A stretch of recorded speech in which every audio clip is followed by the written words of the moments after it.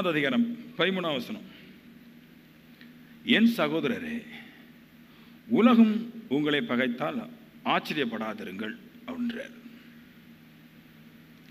English Bible எப்படி வரும்னா, சகோதர சகோதரிகளே, உலகம் உங்களை வெறுக்கும் போது ஆச்சரியப்படக்கூடாதுன்றார். Do not be surprise my brother and sister if world hate you. உலகம் உங்களை பகைச்சிச்சுன்னா ஒரு காலம் நீங்கள் ஆச்சரியப்பட்டு கலங்கக்கூடாது அப்படின்னு சொல்கிறார். முதல்ல உலகத்தை பற்றி பேசுகிறார். உலகத்தை இயேசு சொல்கிறார். யோவானுக்கு புத்தகம் 15 அதிகாரம் 18 வசனத்தை சொல்கிறாரு, உலகம் உங்களை பகைக்கிறதுக்கு முன்னாடி என்ன பகைச்சிச்சுன்றார். இயேசுவையே, அந்த மகா பரிசுத்தனையே, தெய்வத்தையே உலகம் வந்து வெறுத்துச்சின்னார். இயேசை பார்த்து சொன்னாங்க அவர் விபச்சாரக்காரரு. இயேசை பார்த்து சொன்னாங்க அவர் குடிகாரரு. இயேசை பார்த்து சொன்னாங்க அவர் சாப்பாடுறாம. இயேசை பார்த்து சொன்னாங்க அவருக்கு பேய் பிடிச்சிருக்குது. இயேசை பார்த்து சொன்னாங்க சகல துர்க்குணமும் உள்ள ஒரு மனுஷன், சகல கபடம் உள்ள மனுஷன், வஞ்சனம் உள்ள மனுஷன், பொறாமை உள்ள மனுஷன், புறங்குற மனுஷன்னு இப்படி இயேசுவையே வெறுத்தாங்கன்றது. அவங்களே இயேசுவையே பகைத்தார்ன்னு இருக்குது. இப்படி இருக்கும்போது நம்மளை பகைக்கிறது, நம்மளை வெறுக்கிறது உலகத்துக்கு வந்து சுலபம் அப்படின்றார். அதனால் உலகம் உங்களை பகைக்கும் போது இன்றைக்கி ஆச்சரியப்பட்டு கலங்கிறாதீங்கன்றார், பயந்துடக்கூடாதுன்றார் இல்லையா. ரெண்டாவது சொல்கிறார், உலகம் என்ன காரணத்தினால இயேசுவை பகைக்குது. 2 முக்கியமான காரணத்தை சொல்கிறார். ஏன் அப்படின்னா, யோவான் 17:14 17:16 சொல்கிறாரு, நான் இந்த உலகத்தான் அல்ல அவர் சொல்கிறாரு. யோவான் 8 இருக்குது, நான் இந்த உலகத்துக்கு உரியவன் அல்ல, நான் பரலோக ராஜ்யத்துக்கு உரியவன், நான் பரிசுத்தத்துக்கு உரியவன், நான் வந்து ஜீவனுக்கு உரியவன். நான் இந்த உலகத்துக்கு உரியவன் கிடையாது. இந்த உலகம் என்ன தன்மையில் கட்டப்பட்டிருக்குன்னா, இந்த உலகத்தில் இருக்கிற தேவனுடைய ஆலயங்களில் அறியாமையும் பிசாசுடைய காரியங்களையும் கட்டுக்கதைகளையும் போதித்து மனுஷனை பாவத்திலையும் மரணத்திலையும் கொண்டு போகுது. தெய்வம் அவர் பரலோக ராஜ்யத்துக்கு சொந்தக்காரனாக இருக்கிறதுனால அவர் ஜீவனையும் நன்மைகளையும் போதிக்கிறதுனால என்ன ஆயிடுது, உலகத்துக்கும் அவருக்கும் ஒரு பெரிய பிரிவினை உண்டாகி விடுகிறது அப்படின்றார். நல்லா கேளுங்க. அப்போ நீங்களும் அப்படித்தான், நம்மளும் அப்படித்தான். நாம் வந்து பரலோக ராஜ்யத்துக்கு நல்லவைகளை, தெய்வத்துக்கு நல்லவைகளை பேசுகிறோம். மற்றவங்க பூமியினுடைய தன்மையினாக இருந்து பூமிக்குரியவர்களை பேசுகிறாங்க. 2 பேருக்கும் பிடிக்கல. இப்போ என்ன ஆயிடுது, நாம் போதிக்கிறது அவங்களுக்கு பிடிக்கல, அவங்க போதிக்கிறது நம்மளுக்கு பிடிக்கல. இப்போ என்ன பிரச்சனை என்னென்னா, பொய்யை போதிக்கிறவங்க நிறைய கூட்டத்தாராக இருக்கிறதுனால உண்மையை பேசுகிற நம்மளை பகைக்கிறாங்க அப்படின்றார். இயேசு ஒரு ஆள், மற்ற எல்லாமே உலகம் முத்தும் சார்ந்து இருக்குது. இப்போ இயேசு சொல்கிறார், நான் ஒருவனாக இருக்கிறதுனால இந்த கூட்டத்தார்கள் எல்லாரும் என்ன பண்ணுறாங்க, எங்களுக்கும் அவனுக்கு சம்பந்தம் இல்லாதனால, இருதயம் வெறுக்கிறதுனால அவர்கள் என்னை பகைக்கிறார்கள் அப்படின்றார். நல்லா அருமையாக இருக்கும் பிரசங்க, நீங்கள் கடைசி வரை கேட்கணும். 3வது பாயிண்ட்டை சொல்கிறாரு, ஏன் உலகம் இயேசுவை வெறுத்துச்சு. 3வது பாயிண்ட் அவர் சொல்கிறாரு, ஏன் அவரை வெறுக்குது. இந்த உலகத்தில் உள்ள எல்லாரையும் அவர் பரலோக ராஜ்யத்திற்கு, பரிசுத்த ராஜ்யத்திற்கு, மரணமில்லாத ராஜ்யத்திற்கு எடுத்து கொண்டு போவதனால் அவர்களை எடுத்து கொண்டு போகக்கூடாதபடிக்கு பகைக்கிறார்கள் அப்படின்றார். இப்போ இயேசு இங்கே வந்து என்ன போதிக்கிறாருன்னு பார்த்தீங்கன்னா, எல்லாரும் பரலோக ராஜ்யம் போவாங்க அப்படின்றார். அதுக்கு நீங்கள் குடிக்கிறதையும் நீங்கள் வெறிக்கிறதையும் விடுங்கன்றார். இதுக்கு உலகம் என்ன சொல்லுதான், இல்லை அப்படிலாம் விட முடியாது, இந்த ஜனங்களை பரலோக ராஜ்யத்துக்கு கொண்டு போக முடியாது அப்படின்றாங்களாம். அப்படி இருக்கும்போது யோவான் 12வது அதிகாரம் 17வது வசனத்திலிருந்து 19 வசனம் வரைக்கும் ஒரு காரியம் இருப்பாருங்க. இயேசு லாசரை உயிரோடு எழுப்பிட்டார். அநேக ஜனங்கள் இயேசு கிறிஸ்து மேலே விசுவாசம் வச்சு இயேசுக்கு பின்னாடி போக தொடங்கிட்டாங்க. ஒரு திரள் கூட்ட ஜனங்கள் இயேசுக்கு பின்னாடி போனாங்க. அப்பொழுது பரிசேயர் ஒருவரை ஒருவர் பார்த்து நோக்கி, நீங்கள் செய்கிறது வீண் என்று அறிகிறது அல்லையா? அப்போ நீங்கள் எதுக்கு இயேசுடைய போதனையை நீங்கள் தடுக்கிறீங்க? இயேசுவையா நீங்கள் வெறுக்கிறீங்க? நீங்கள் இயேசுகிட்ட ஜனங்கள் போகக்கூடாதபடிக்கு தடை பண்ணுறீங்க. ஆனால் உங்களால் முடியலையே, ஏன்னா இதோ உலகம் அவருக்கு பின் போயிட்டு என்றார்கள். அவன் என்ன சொல்கிறாரு? இயேசுவை வெறுக்கிற காரணம் இதுக்கு, உலகத்தான் எல்லாம் தேவனோட போனதுனால உலகத்தார் எல்லாரும் இயேசுவை வெறுக்க ஆரம்பித்தாங்களாம். அப்போ ஒரு முக்கியமான காரியம் சொல்கிறாரு, 3 முக்கியமான காரியம். ஒன்று, இயேசு ஜனங்களை பரிசுத்தப்படுத்துறதுனாலையும் ஜனங்களை பரலோக ராஜ்யத்துக்கு எடுத்துக்கொண்டு போகிறதுனாலையும் இந்த உலகம் அவரை பகைக்குதுன்றார் இல்லையா?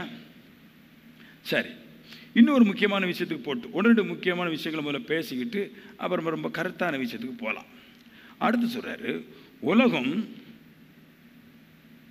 என்ன உங்களை பகைக்கிறதுக்கு முன்னாடி என்ன பகைச்சிது அப்படின்னாரு இல்லையா? அடுத்த பயணம் சொல்கிறாரு, உலகம் உங்களையும் பகைக்கும், நீங்களும் ஒரிஜினல் ஆவிக்குரியவங்களாக இருந்தால் உலகம் உங்களை பகைக்கும் அப்படின்றார். எப்படி பகைக்கும் அப்படின்றத சொல்ல போகிறேன். இந்த உலகம் முழுவதும் எப்படி பகைக்குது பாருங்க. இந்த உலகம் முழுவதுக்கும் ஒரு விஷயத்தை சொல்கிறார். 1 பேதுரு 2:8 சொல்கிறாரு, திருவசனத்துக்கு கீழ்ப்படியாதவர்களாக இருந்து இடறுகிறார்கள். இங்கே இருக்கிற மனுஷன் இருக்கான் பாருங்க, இங்கே யாருக்குமே வசனம் தெரியவே செய்யாது, பைபிள் தெரியவே செய்யாது, இந்த திருவசனம் புரியவும் செய்யலை, அவங்களுக்கு ஏற்றுக்கொள்ள முடியல. இப்போ நீங்கள் பேசுகிறோம் பாருங்களேன், நீங்கள் புதுசாக வந்திருந்தீங்கன்னா இந்த வசனம் உள்ளே திருவசனம் உள்ளே போகலை, புரியல. ஏன்னு கேட்டிங்கன்னா உலகமானது ஜனங்களை அந்தகாரத்தில் கொண்டு வச்சிட்டுன்றார். அதாவது பைபிளை போதிக்காமல் கட்டுக்கதையை போதிச்சு ஜனங்களை அப்படியே கட்டுக்கதையை போதிச்சு அறிவில்லாமல் போதிச்சு ஜனங்களை மெல்ல மெல்ல மெல்ல மெல்ல எடுத்து அந்தகாரத்தில் கொண்டு போட்டுடுச்சு. அந்தகாரம் டார்க்னஸ், பெரும் இருளில் பெரும் பாவத்தில் உலகமானது பொய்களையும் கட்டுக்கதைகளையும் பேசி கொண்டு உள்ளே வச்சுட்டு, இப்போ அப்படி பாவத்தில் நல்ல பாவத்தில் இருக்கிற ஒரு மனுஷன்ட்ட போய் திருவசனம் பிரசங்கிக்கப்படுது.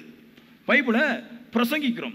பைபிளை பிரசங்கிச்ச பின்னாடி கூட விசுவாசியாமல் இருந்து இடறுகிறார்கள் இருக்குது. பைபிளை சொல்கிறோம்.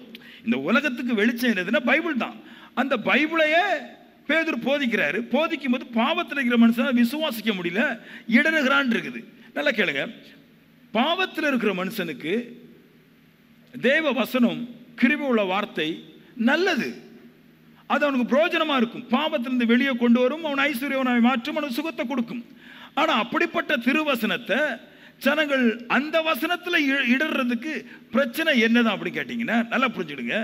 திருவசனம் ஒன்றே மட்டும் தான் ஆழமாக சொல்லுது. பழைய ஏற்பாட்டில் இருந்து புதிய ஏற்பாட்டு வரைக்கும் இந்த திருவசனம், இந்த பைபிள் போதிக்கிறது என்னதுன்னா இயேசு தெய்வம், இதுதான் போதிக்குது. ஏமேன், இயேசு தெய்வம் என்று இந்த திருவசனம் போதிக்குது.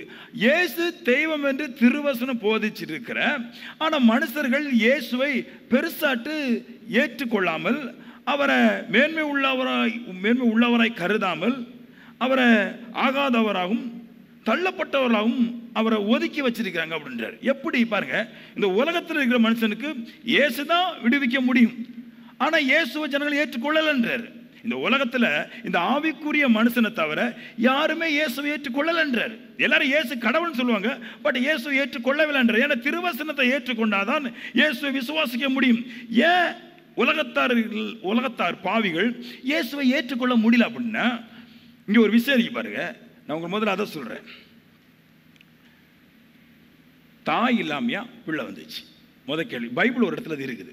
எல்லாருக்கும் ஒரு கேள்வி இருக்குது பாருங்க. இந்த ரோமன் கத்தோலிக்காரங்களுக்கு அதில் இந்த பாட்டிமார்கள், நம்ம வீட்டில் அந்த மாமி அம்மாமாரெலாம் இருப்பாங்க பாருங்க, நம்ம சபைக்கு போனால் ஒரு கேள்வி கேட்பாங்க, தாய் இல்லாமையா பிள்ளை வந்துச்சு அப்படின்ட்டு. நம்ம விசுவாசிகளும் பைபிள் படிக்க மாட்டாங்க பாருங்க. நம்ம விசுவாசிகளும் கை தட்டிட்டு போயிடுவாங்க, அல்லேலூயா ஸ்தோத்திரம் அப்படின்ட்டு. தாய் இல்லாமையே பிள்ளை வந்துச்சுன்றது மனுஷ கற்பனை. ஆனால் மனுஷன் தாயின் தகப்பன் இல்லாமல் தான் வந்தான். தேவன் ஆதிலேயே மண்ணை எடுத்து பூன் ஊதினான், அவன் ஜீவாத்மானான். அப்படிதான் பைபிள் தொடங்குது. பைபிள் தொடங்கும் போது ஏதோ 2 பேர் யாராலுமே சிருஷ்டிக்கப்பட முடியாமல் டக்குன்னு தோண்டி அந்த கற்பத்திலேருந்து மனுஷன் வரல. மனுஷனுக்கு கற்பத்தை ஏற்படுத்தினவரே கர்த்தர் தான். மனுஷனை உருவாக்குனதும் கர்த்தர் தான், மனுஷனை உருவாக்குனதும் கர்த்தர் தான், ஸ்திரியை உருவாக்குனதும் கர்த்தர் தான், புருஷனை உருவாக்குனது கர்த்தர் தான். ஸ்திரீ இடத்துல இருந்து அல்ல புருஷன் பிறக்கிறது, மனுஷனே மண்ணில் தான் பிறந்தான்றாரு. இப்படி இருக்கும்போது ஸ்திரீ இல்லாம பிறப்பன்னு சொல்லக்கூடாது. ஸ்திரீ இல்லாம தான் மனுஷன் உலகத்துக்கே வந்தான். அந்த நோக்கம் இல்லாதனால மனுஷன் மனுஷ கற்பனை கொண்டு தாய் இல்லாமையே பிள்ளை வந்தாங்கிற அந்த பேச்சை பண்ண தாய் தான் பெரியவன், மகன் சின்னவன். இந்த பேச்சு உங்களுக்கு புரியுதா? தாய் இல்லாமையா பிள்ளை வந்துச்சு அப்படின்னா தாய் தான் ஹாய், பிள்ளை வந்து டவுன்ல போட்டாங்க. இப்போ என்ன ஆகி போச்சு? தாயை உயரமா வச்சு பிள்ளைய கீழே வைக்கும்போது இப்போ பிள்ளைக்கு தாயை விடவும் மேன்மை இல்லாதவராய் அவர் மாறிவிட்டார். இப்படிதான் மாத்துறாங்க பாருங்க இல்லையா? நம்ம ஊர்ல இருக்கிற கிளைமாருங்க ஃபாதர்மார்கள்லாம் இதான் சொல்லி கொடுக்குறாங்க, தாய் இல்லாமல் பிள்ளை வந்துச்சுன்னு. பைபிளும் ஆதியாம படிக்கணும். ரோமன் கோத்திர பைபிள் யாரும் படிக்கவும் தெரியாது, புரியவும் செய்யாது. அப்போ அவங்களுக்கு புரியவும் செய்யாது. எப்படி பிள்ளை பிறந்துச்சு, நம்மளாம் எப்படி வந்தோம் அப்படின்ட்டு. அப்போ அவர் சொல்றாரு மண்ணில் தான் மனுஷன் வந்தான்றாரு.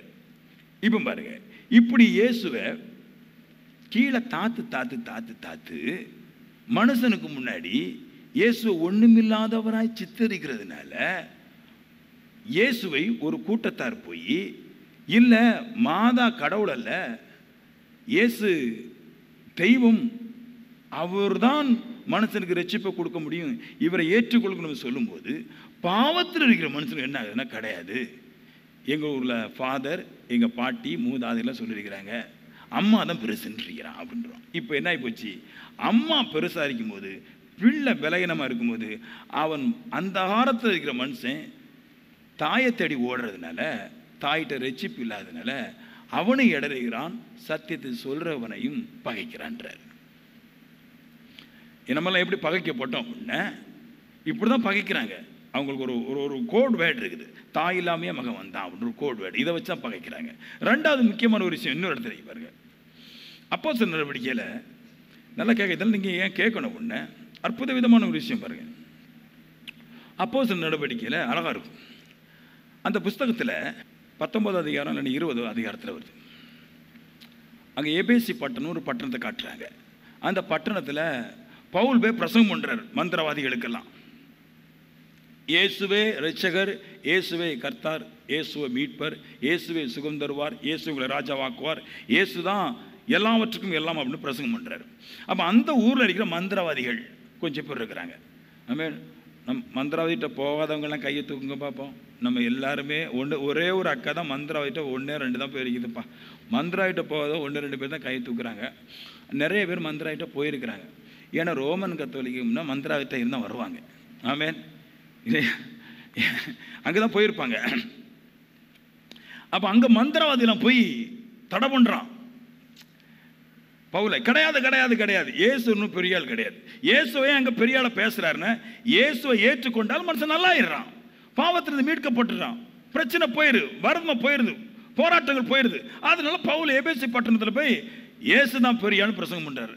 அங்கே இருக்கிற மந்திரவாதிகள் சில பேர் என்ன பண்ணிட்டான், இல்லை இங்கே ஒரு பெண் தெய்வம் இருக்கிறது, தீனால் அப்படின்னு ஒரு தீட்டுப்பட்ட தெய்வம் இருக்குது, அதுதான் பெருசு, இயேசு பெருசுன்னுட்டான்.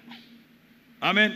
அப்புறம் இன்னொன்று சொன்னான், தீனால் மட்டும் பெருசு இல்லை, நம்ம கோயிலுக்கு வானத்தில் இருந்து ஒரு விக்கிரம் விழுந்திருக்குது பரிசு, அந்த விக்கிரம் நம்ம கோயிலுக்கு பரிசா விழுந்திருக்கிறதுனால தீனாலும் இந்த விக்கிரம் தான் தேவன்னு சொல்ல இயேசுவை ஒரு மேன்மை இல்லாதவராக தள்ளிவிட்டாங்க. எங்கள் ஊர்ல எல்லாம் முன்னாடி இந்த இது சொல்லியிருக்கிறாங்க. நாங்கள் இந்த கடற்கரை கிராமம் கன்னியாகுமரியில் இருந்து அப்படியே இந்த முட்டம் வரைக்கும் போனீங்கன்னா ஒவ்வொரு ஊருக்கும் ஒவ்வொரு சரித்திரம் இருக்கும். எங்கள் ஊருக்கு இந்த கொடி ஏற்றுவாங்க பாருங்க, கம்பம், அந்த பெரிய கம்பம், அது சொன்னாங்க இத்தாலியிலிருந்து கப்பல் வழியாக கொண்டு வந்தாங்க பரிசு அப்படின்ட்டு. இந்த புஸ்தகத்தில் சொல்லுது, இந்த விக்கிரம்லாம் யாரும் செய்யலை, வானத்திலேருந்து பரிசாட்டு பூமிக்கு போட்டிருக்குதான் கோயிலுக்கு அவனு ஒரு பெரிய பொய்யை இலக்கி விட்டான். எதுக்கு இதெல்லாம் விக்கிரம் தேவனால் உண்டாக்கப்பட்டுச்சு, வானத்திலேருந்து வந்துச்சு, இத்தாலியிலேருந்து கொண்டு வந்துச்சு ஏன் சொல்கிறாங்கன்னா, உண்மையான தெய்வத்தை ஜனங்கள் ஏற்றுக்கொள்ளக்கூடாது. உங்களுக்கு புரியுதா? ஏற்றுக்கொள்ளக்கூடாது. நிறைய விஷயங்கள் சொல்கிறேன் பாருங்க, சொல்லுவோம் உங்களை நிறைய ஏற்றுக்கொள்ளக்கூடாதுன்ற. ஏன்னா ஏற்றுக்கொள்ள பிசாசு விடக்கூடாதபடி செய்கிறது. ஆனாலும் பவுல் என்ன சொல்கிறாரு, கிடையாது, தீனால் பெருசு கிடையாது, விக்கிரம் பெருசு கிடையாது, இயேசுவே பெரியவன்னு சொல்லி அந்த எபேசி பட்டத்தில் 20 லட்சம் பேரை மனம் திரும்ப பண்ணாராம். அப்படி 20 லட்சம் பேரை மனம் திரும்ப பண்ணதுனால அங்கே இருக்கிற மாந்திரவாதிகளும் சூனியக்காரர்களும் பவுலுக்கு விரோதமாக எழுந்தார்கள் இருக்குது. அப்போ நல்லா புரிஞ்சுடுங்க, நீங்கள் உண்மை உள்ள விசுவாசியாக இருந்தால் உண்மையான தேவ பிள்ளைகளாக இருந்தால், என் சகோதரரே, என் சகோதரிகளே, நான் உங்களுக்கு சொல்கிறேன், உலகம் உங்களை பகைத்தால் இருக்குது, உலகம் கண்டிப்பாக உங்களை பகைக்கும். அப்படி பகைக்கும் பொழுது அது எப்படி பகைக்கும் அப்படின்னா, பெண்ணை தேவம் என்று சொல்வார்கள், விக்கிரத்தை தேவம் என்று சொல்வார்கள், தீனாலையும் தீட்டுப்பட்டவளையும் தேவன் என்று சொல்வார்கள். அப்படி நீங்கள் அதை ஏற்றுக்கொள்ளலைன்னா அவர் உங்களை பகைப்பார்கள். அப்படி பகைத்தால் நீங்கள் ஆச்சரியப்பட்டு கலங்கி சோர்ந்து வெக்கப்பட்டு தலை குனிந்து ஐயோ என் வாழ்க்கை கஷ்டப்படுதுன்னு நீங்கள் பின்னுக்கு திரும்பி போய்விடாதீர்கள் அப்படின்றாரு. நிறைய பேர் பயந்து போயிட்டான். கடவுள்கிட்ட ஆக்ரோஷமாக ஓடி வந்தான், கடவுள் நிறைய தருவாருன்னு. கடைசி இங்கே வந்து பார்த்தா அவனுக்கு வந்து இங்கே நிற்க முடியல. ஏன்னா உலகமானது பல பயத்தை காட்டுது, பல போராட்டத்தை காட்டுது, பல பிரச்சனையை காட்டுது. உனக்கு அது பிரச்சனை, உனக்கு இதை தர மாட்டோம், உங்களுக்கு அதை கொடுக்க மாட்டோங்க, தண்ணி தர மாட்டோம், நாங்கள் உனக்கு ஊரில் நாங்கள் கல்லறையில் ஏற்ற மாட்டோம், என்னதெல்லாமோ சொல்லும்போது இவன் சொல்கிறான் ஆச்சரியப்படாதன்றார். உலகம் உங்களை பகைக்கும், ஆச்சரியப்படாத, ஸ்ட்ராங்காக இரு, பி ஸ்ட்ராங், ஸ்ட்ராங்காக இருன்றாரு. ஸ்ட்ராங்காக இருந்தால் கண்டிப்பாக நான் சொல்லுவேன் உங்களுக்கு நன்மைகள் நடக்கும். ரெண்டாவது, ஏசு சொன்னார், உலகம் உங்களை பகைக்கிறதுக்கு முன்னாடி என்ன பகைச்சிது இல்லையா? இப்போ உங்களை பகைக்கும். முதல்ல சொன்ன இயேசு பகைச்சிச்சு, ரெண்டாவது சீசர்களை பகைச்சிச்சு, இப்போ உங்களை பகைக்கும். உங்களை ஏன் பகைக்குது? ஆவிக்குரிய ஜனங்களை உலகத்தில் பாருங்க, யாரும் எங்கே போய்க்கலாம், ஆனால் ஆவிக்குரிய சபைக்கு வரக்கூடாது. பாகிஸ்தானில் போனீங்கன்னா அங்கே முஸ்லீம் இருக்கிறான், அவனும் ஆவிக்குரிய ஜனங்களை நெருக்கிறான். இந்தியாவில் பார்த்தீங்கன்னா இந்துக்கள் இருக்குது, கிறிஸ்தவர் இருக்கிறாங்க, முஸ்லீம் இருக்கிறாங்க. இவங்க எங்கெங்கே போய்க்கலாம். ஒரு கிறிஸ்தவ, ஒரு ரோமன் கத்தோலிக்க, முஸ்லீம் கோயிலுக்கு போயிருக்கலாம், ஒரு குழப்பம் இல்லை. ஒரு முஸ்லீம் ஒரு இந்து கோயிலுக்கு போகலாம், குழப்பம் இல்லை. ஒரு இந்து ஒரு கிறிஸ்டின் கோயிலுக்கு வரலாம், குழப்பம் இல்லை. பட் இந்த மூணு, ரோமன் கத்தோலிக்கும், முஸ்லீம், ஹிந்து, இங்கே இருந்து யாராவது ரோமன் கத்தோலிக்கு மன்னிக்கணும் ஆவிக்குரிய சபைக்கு போனால் பகை உண்டாயிருது. சைனாவில் இருக்குது, சைனாவில் நெருக்கிறாங்க, அங்கே சபை தோன்றிக்குது. அங்கே சைனர்கள் யாராவது ஒரு ஆவிக்குரிய சபைக்கு போனால் அங்கேயும் பிரச்சனை இருக்குது. ரஷ்யாவிலையும் அப்படி தான், அங்கே கடவுள் இல்லைன்னு சொல்கிறாங்க, அங்கே கடவுள் இல்லாத இடத்துல கடவுள் உண்டுன்னு சொல்கிறாங்க. கடவுள் இல்லாதவர்கள் கடவுள் உண்டுன்னு சொல்லி கர்த்தரை ஆராதிக்க போகும்போது அங்கேயும் பகைக்கிறார்கள். அப்போ நான் சொல்கிறேன், எல்லா இடத்துலையும் பகை இருக்குது. ஏன் இந்த பகையை பகைக்கிறாங்க? 3 முக்கியமான காரியத்தை சொல்லுது. இயேசு குறித்து சொல்லிட்டேன், அப்புறமா சீசனில் கூட சொல்லிட்டேன். இன்னைக்கு உயிர் வாழ்கிற நம்மளை ஏன் இந்த உலகமானது பகைக்கிறது? 3 காரியம். ரெடியாக இருக்கீங்களா? கேளுங்க. 1, நாம் இந்த உலகத்துக்கு சொந்தக்காரங்கள் அல்ல. யோவான் 17:14 சொல்கிறாரு, ஆவிக்குரிய நாம இந்த உலகத்துக்கு சொந்தக்காரன் கிடையாது. நம்ம இந்த உலகத்துக்கு சொந்தக்காரன் கிடையாட்டியும் கூட நம்ம மனுஷன் தானே இல்லையா? நம்ம எல்லாம் மிருகம் கிடையாது. பாருங்க, இந்த உலகத்துக்கு சொந்தக்காரன் இல்லைன்னு சொன்னோடனே நம்ம கல்லோ மண்ணோ கடவுளோ மிருகமோ கிடையாது. நம்மளும் மாம்சத்தில் இருக்கிற ஒரு மனுஷன் தான் இல்லையா? நம்மளை பகைக்கிறவர்களும் மனுஷன்தான். ஆனால் இரக்கமற்று நம்மளை பகைப்பார்கள். ஆச்சரியமாக இருக்கும் பாருங்க. ஒரு அக்கா எனக்கு ஃபோன் பண்ணி சொல்லிச்சு, பாஸ்டர், நான் கேட்டேன், என்ன சகோதரன் கேட்டேன், எங்கள் ஊரில் இருந்து நான் சர்ச்சுக்கு போயிட்டேன் பாருங்க, இந்த முட்டத்துக்கும் இந்த குளச்சலுக்கும் அந்த சைடில் இருக்கிற ஜனங்கள், சர்ச்சுக்கு போயிட்டேன். ஆமாம், சர்ச்சுக்கு போயிட்டு வந்தபோது எங்கள் வீட்டில் காம்பவுண்ட் சவுரே இல்லை அப்படின்ட்டா. என்னாச்சுன்னு கேட்டேன். ஃபாதரோடு கூட வந்து எல்லாருமே தூக்கிட்டே போயிட்டாங்களாம். வந்து வீட்டை வந்து பார்த்துச்சான். வீட்டை வந்து பார்க்கும்போது அந்த கேட்டரிங்கில் அங்கே காம்பவுண்ட் இருந்ததுக்கு தடமே இல்லையா. ஊருக்காரங்களை மொத்தமாக தூக்கிட்டு போயிட்டாங்க. எங்கே சட்டம் போட்டுருக்கிறாங்க, இந்த ஆவிக்குரிய சபை போகக்கூடாது, நீ வந்து தேட்டருக்கு போகலாம், குடிக்க போகலாம், எந்த பார்க்கும் போகலாம், அதை பற்றி ஃபாதரோ சிஸ்டரோ நாங்கள் கவலைப்பட மாட்டோம். ஆனால் ஆவிக்குரிய சபைக்கு போனேன்னா உன்னை பிரச்சனை உண்டு பண்ணணுன்னு இருக்காங்க. அந்த அக்காவை நீ என்ன வேணாலும் பண்ணிட்டு போனா, தப்புக்கு போகலை, ஊர் ஃபுல்லாக தப்பு செய்து அதை நீங்கள் கேட்க மாட்டேன்றீங்க. ஆனால் நான் நல்லதுக்கு தான் போகிறேன், நீங்கள் வெறுக்கிறீங்க, ஒதுக்குறீங்க. நான் கவலைப்பட மாட்டேன், நான் சர்ச்சுக்கு தான் போவேன்னா. போய்கிட்டு சாயந்தரம் 4 மணி வீட்டுக்கு, அப்பாடா இவனை என்ன பண்ணிடுவான், நம்மளை என்ன பண்ண முடியும், நம்ம கடவுளுடைய பிள்ளை அப்படின்னு ஸ்ட்ராங்காக வந்தான். அவ்வளோ ஒன்றும் பண்ணல, வீடை மொத்தத்தில் தூக்கிட்டு போயிட்டாங்க. ஏன் மனசாட்சி இல்லாமல் ஒரு மனுஷன் நம்மளை பகைக்கிறான்? அவ்வளவு மோசமான பாவம் நம்ம செஞ்சிடறாமா அப்படின்னு கேட்டிங்கன்னா கிடையாது. உலகம் நீங்கள் இயேசுவை ஏற்றுக்கொண்ட போது 3 காரியத்துக்காக பகைக்கிறது அப்படின்றார் இல்லையா?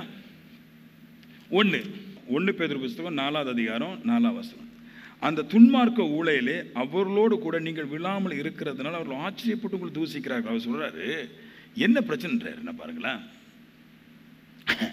ஆச்சரியமா இருக்கு. துன்மார்க்கமான ஊழை அப்படின்னா என்னென்ன? விளைவுகளை பற்றி சிறிதும் அக்கறை இல்லாமல் பாவங்களில் பங்கு பெறும் துன்மார்கள். அதான் ஊழை. ஊழையில் ஊழை அப்படின்னு இருக்கு.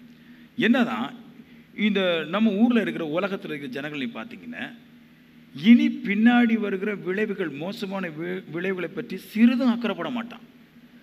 அக்கறைப்படாமல் விழாக்களில் பங்கு கொண்டு பாவங்களில் பெருகி போயிருப்பான்.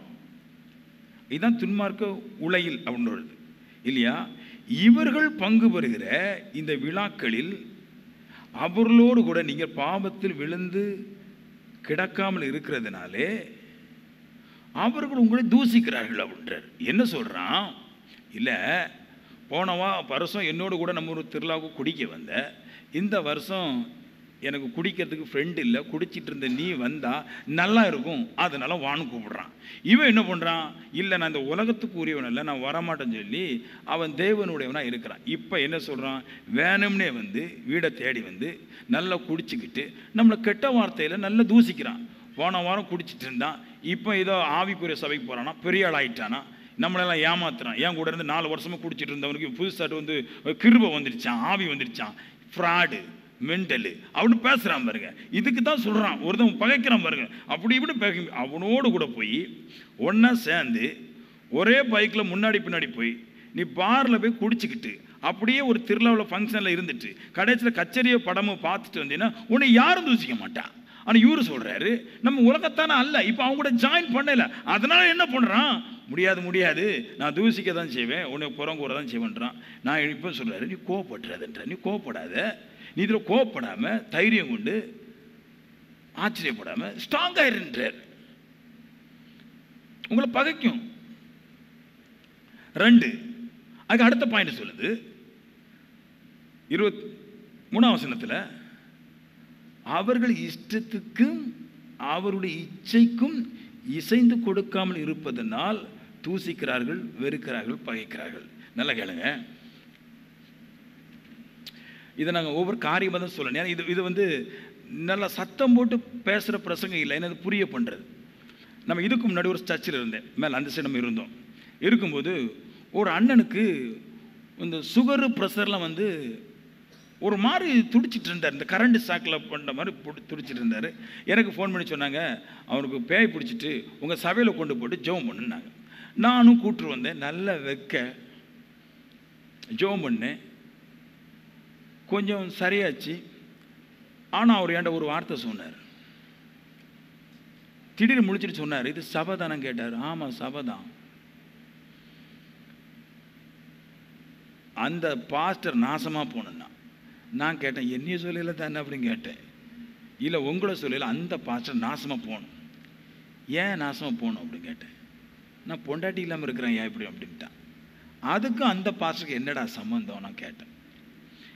நான் முதல்ல ஒரு பொண்ணை லவ் பண்ணினேன். நான் நல்லா லவ் பண்ணி குடும்பம் நல்லா வாழ்க்கை போயிட்டு இருக்கும்போது பாஸ்டர் வந்து சத்தியத்தை சொல்லி அந்த பிள்ளைய என்னைய லவ் பண்ண விடாமல் சபைக்கு கூட்டிட்டு போய் அவ நல்ல பிள்ளை ஆயிட்டான்.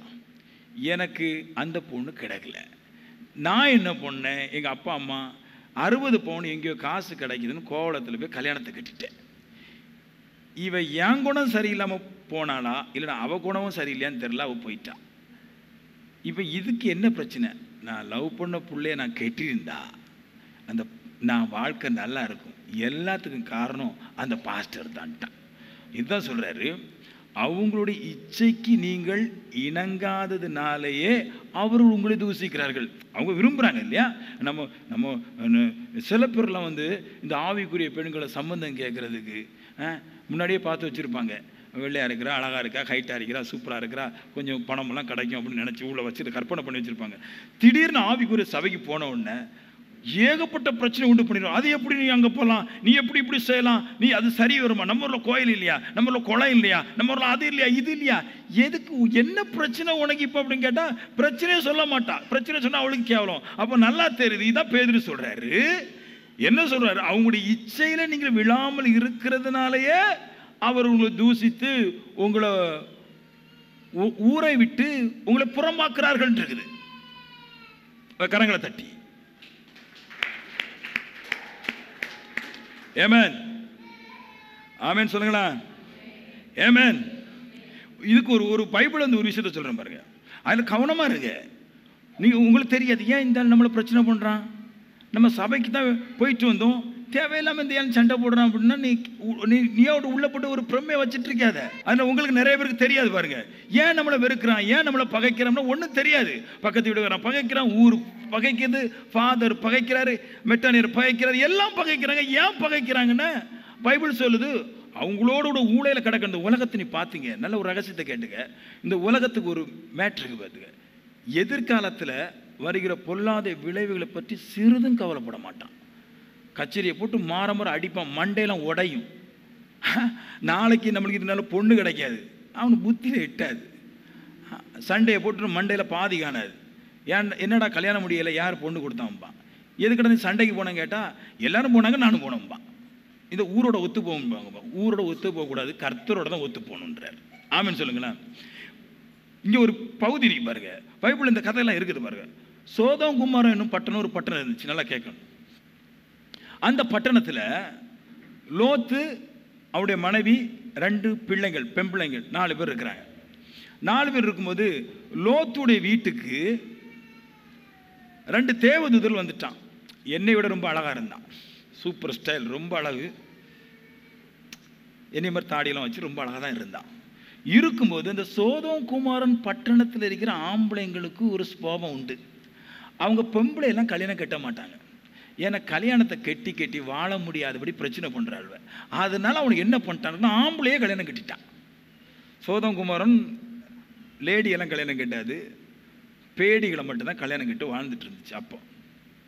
அப்போ இந்த ஆட்கள் இந்த லோத்து வீட்டுக்கு 2 தேவதூதன் என்னை மாதிரி 6 அடி அளவில் எல்லாம் கோட்டு சுட்டெலாம் போட்டு வந்த உடனே ஊரே ஓடி வந்து வீட்டுக்கு வந்து தட்டுது கதவை. அப்படி தட்டுறாங்க. அப்போ லோத்து மெல்ல கதவை திறந்து கேட்குறாரு, என்ன பிரச்சனை? இல்லை, உங்கள் வீட்டுக்கு ஸ்டைலாக 2 பாய்ஸ் வந்தாங்களே. ஆமாம், அதை கொஞ்சம் அனுப்புங்க, நாங்கள் நாளைக்கு அவங்கள திருப்பி அனுப்புகிறோம்னாங்க. எதுக்கடாவை கேட்டிங்கன்னா, இல்லை நாங்கள் அவங்கள வந்து என்ஜாய் பண்ணணும் அப்படின்றாங்க. ஆமேன், இறக்கம் காட்டணும் அவங்களுக்கு அப்படின்றாங்க, பாவம் செய்யணுன்றாங்க. சரி, அப்போ லோத்து சொல்கிறாரு, இல்லை இல்லை இல்லை இல்லை, இது சரி கிடையாது, நீங்கள் பொல்லாத மனுஷன், அதனால என் வீட்டில் இருக்கிற 2 பெம்பிள்ளை வேணால் தர்றேன், என் பிள்ளைங்களை நீங்கள் கூப்பிட்டு போங்க அப்படின்னு பாரு. சீ, லேடிஸ்லாம் டோன்ட் லைக் அஸ், எங்களுக்கு பெண்கள்லாம் பிடிக்காது, 2 பாய்ஸ் அனுப்புங்க. லோத்து ஒரு பக்கம் சண்டை போட, அவனு ஒரு சண்டை போட, சோதோம் குமாரன் ஜனங்களும் லோத்தும் ஒரே மாதிரி வாழ்ந்துட்டு இருந்தாங்க. அவனுடைய இச்சைக்கு 2 தேவதூதண்டையும் லோத்து பேசாதனால லோத்துக்கும் சோதோகுமாரன் பட்டத்துக்கும் பிரிவு உண்டாயிற்று, பகை உண்டாயிற்று. நல்லா கேட்டுக்க, ஏமேன்னு சொல்லுங்களேன். அப்போ நான் சொல்லுவேன், வேதாகமே நம்மளுக்கு, திருவசனமே நம்மளுக்கு போதிக்குது.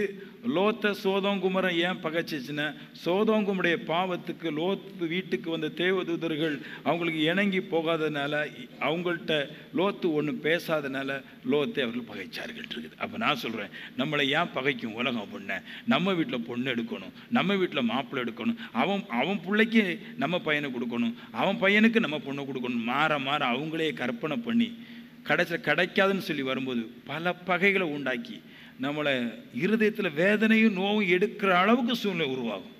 நான் சொல்கிறேன், அவர் பகைப்பார்கள். ஆவிக்குரிய பொண்ணு ஏன் கரெக்டாக இருக்கணும், ஏன்னா நீ எங்கேயாவது காலை விட்டு லவ் பண்ணிட்டு வந்தன, அப்புறமா நீ உன் தாயும் கட்டி கொடுக்கக்கூடாது, நீயும் கட்டி கொடுக்கக்கூடாது, கர்த்தரும் கட்டி தராது. இப்போ இருக்கும்போது வேணும்னே வந்து பகைப்பான். ஆவிக்குரிய பையன் ஏன் கவனமாக இருக்கணும், ஏன்னா தேவையில்லாத இடத்துல காலை வச்சு என்ன, அவனுக்கு மாம்சம் தான், உனக்கு தேவன் முக்கியம், அவனுக்கு மாம்சம் முக்கியம். அவன் மாம்சத்துக்கு வேண்டி ஒன்று எவ்வளோ நாளும் கிளப்பி விட்டு உன் குடும்பத்தை ஒன்று அவமானப்படுத்த அவன் கூடும் அப்படின்றார். அதனால் உலகம் சும்மா இருந்தாலே பகைக்கும். உலகத்திட்ட போய் எதையாவது காட்டிட்டு வந்தால் நான் சொல்லுவேன், நீ தாங்கக்கூடாதபடிக்கு உலகம் உன்னை பகைக்கும்ன்றார். இல்லையா?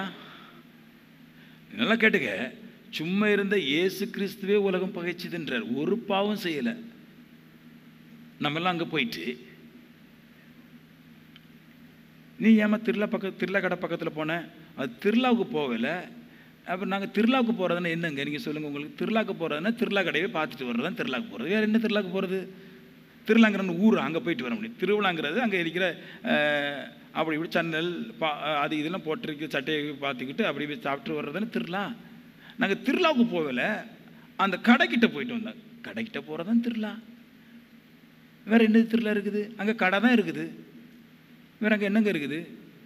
இதுக்கு போய் நாங்கள் திருவிழாவுக்கு போகல, திருவிழா கடைக்கிட்ட தான் போய். நீ திருவிழா கடைக்கிட்ட போனல, நீ திருவிழா கடைக்கிட்ட போகும்போதே அங்கே குடிகாரனும் விபச்சாரக்காரனும் உங்களை பார்த்து இருதயத்தில் தவறாக நினைத்து பின்பு உங்களை தூண்டிவிட்டு உங்களை அவமானப்படுத்த கூடுன்றாரு. ஜாக்கிரதை இருக்கின்றார். சும்மா இருந்த இயேசு கிறிஸ்துக்கு விபச்சாரக்காரன் பட்டம் கிடைச்சி, சும்மா இருந்த இயேசு கிறிஸ்து குடிகாரன் பட்டம் கிடைச்சி. நம்மளை விடுவாங்களா? ஈஸியாக திருவிழா பக்கம் போனேன் நான் வந்து அந்த வீட்டு கல்யாணத்துக்கு போனேன் நான். எவ்வளோ ஃப்ரீயாக பேசிடுறீங்க. எனது உலகத்துக்கு ஒன்றும் தெரியாதுங்க. உலகம் வந்து முட்டாள், ஒன்றும் தெரியாது. அதுக்கு தெரிஞ்சது, இந்த உலகத்துக்கு தெரிஞ்சது ஆண்டவரே சொன்னார், அதை மறைமுகமாக சொன்னார். அவங்க பெண் எடுக்கவும் பெண் கொடுக்கவும் செய்வார்கள். அவங்களுக்கு இந்த ஒன்று தான் தெரியும், பெண்ணை கொடுக்கணும் பெண்ணை எடுக்கணும். இதை தவிர அவங்களுக்கு ஒரு வாழ்க்கையுமே தெரியாது. பாருங்க, வேலை செய்யணும், வயிற்றுக்கு சாப்பிடணும், பெண்ணை கொடுக்கணும் பெண்ணை எடுக்கணும். இவங்களுக்கு ஜெபமோ வேத வாசிப்போ கர்த்தர்ட்ட போகிறதோ பரிசுத்தமோ இந்த ராஜ்யத்தை விட்டு எழுப்பி போகிறதோ எதுவுமே தெரியாது. அவன்கிட்ட போய் ஒரு உறவு வைக்கும்படிக்காக நீங்கள் வந்து ஐக்கியப்பட்டீங்கனால் உலகம் உங்களை பகைக்கும் அப்படின்றார். சொல்லுங்களேன், நம்மளுக்கு எவ்வளோ தான் திருவத வசனம் நல்லா பேசினாலும் புத்தி வராது. பாருங்க, வேதம் சொல்லுது, நாய் கக்குனதுவே தின்னுமா அப்படின்னு. என்ன அர்த்தம்? மனுஷன் முதல்ல போய் வேண்டாச்சி, இந்த விக்ரம் பாவம், அங்கே பாவம் தான் நடக்குது, இங்கே பொல்லாப்பு தான் நடக்குது, சி வேண்டாம் விட்டுக்கிட்டு இங்கே வருவான்.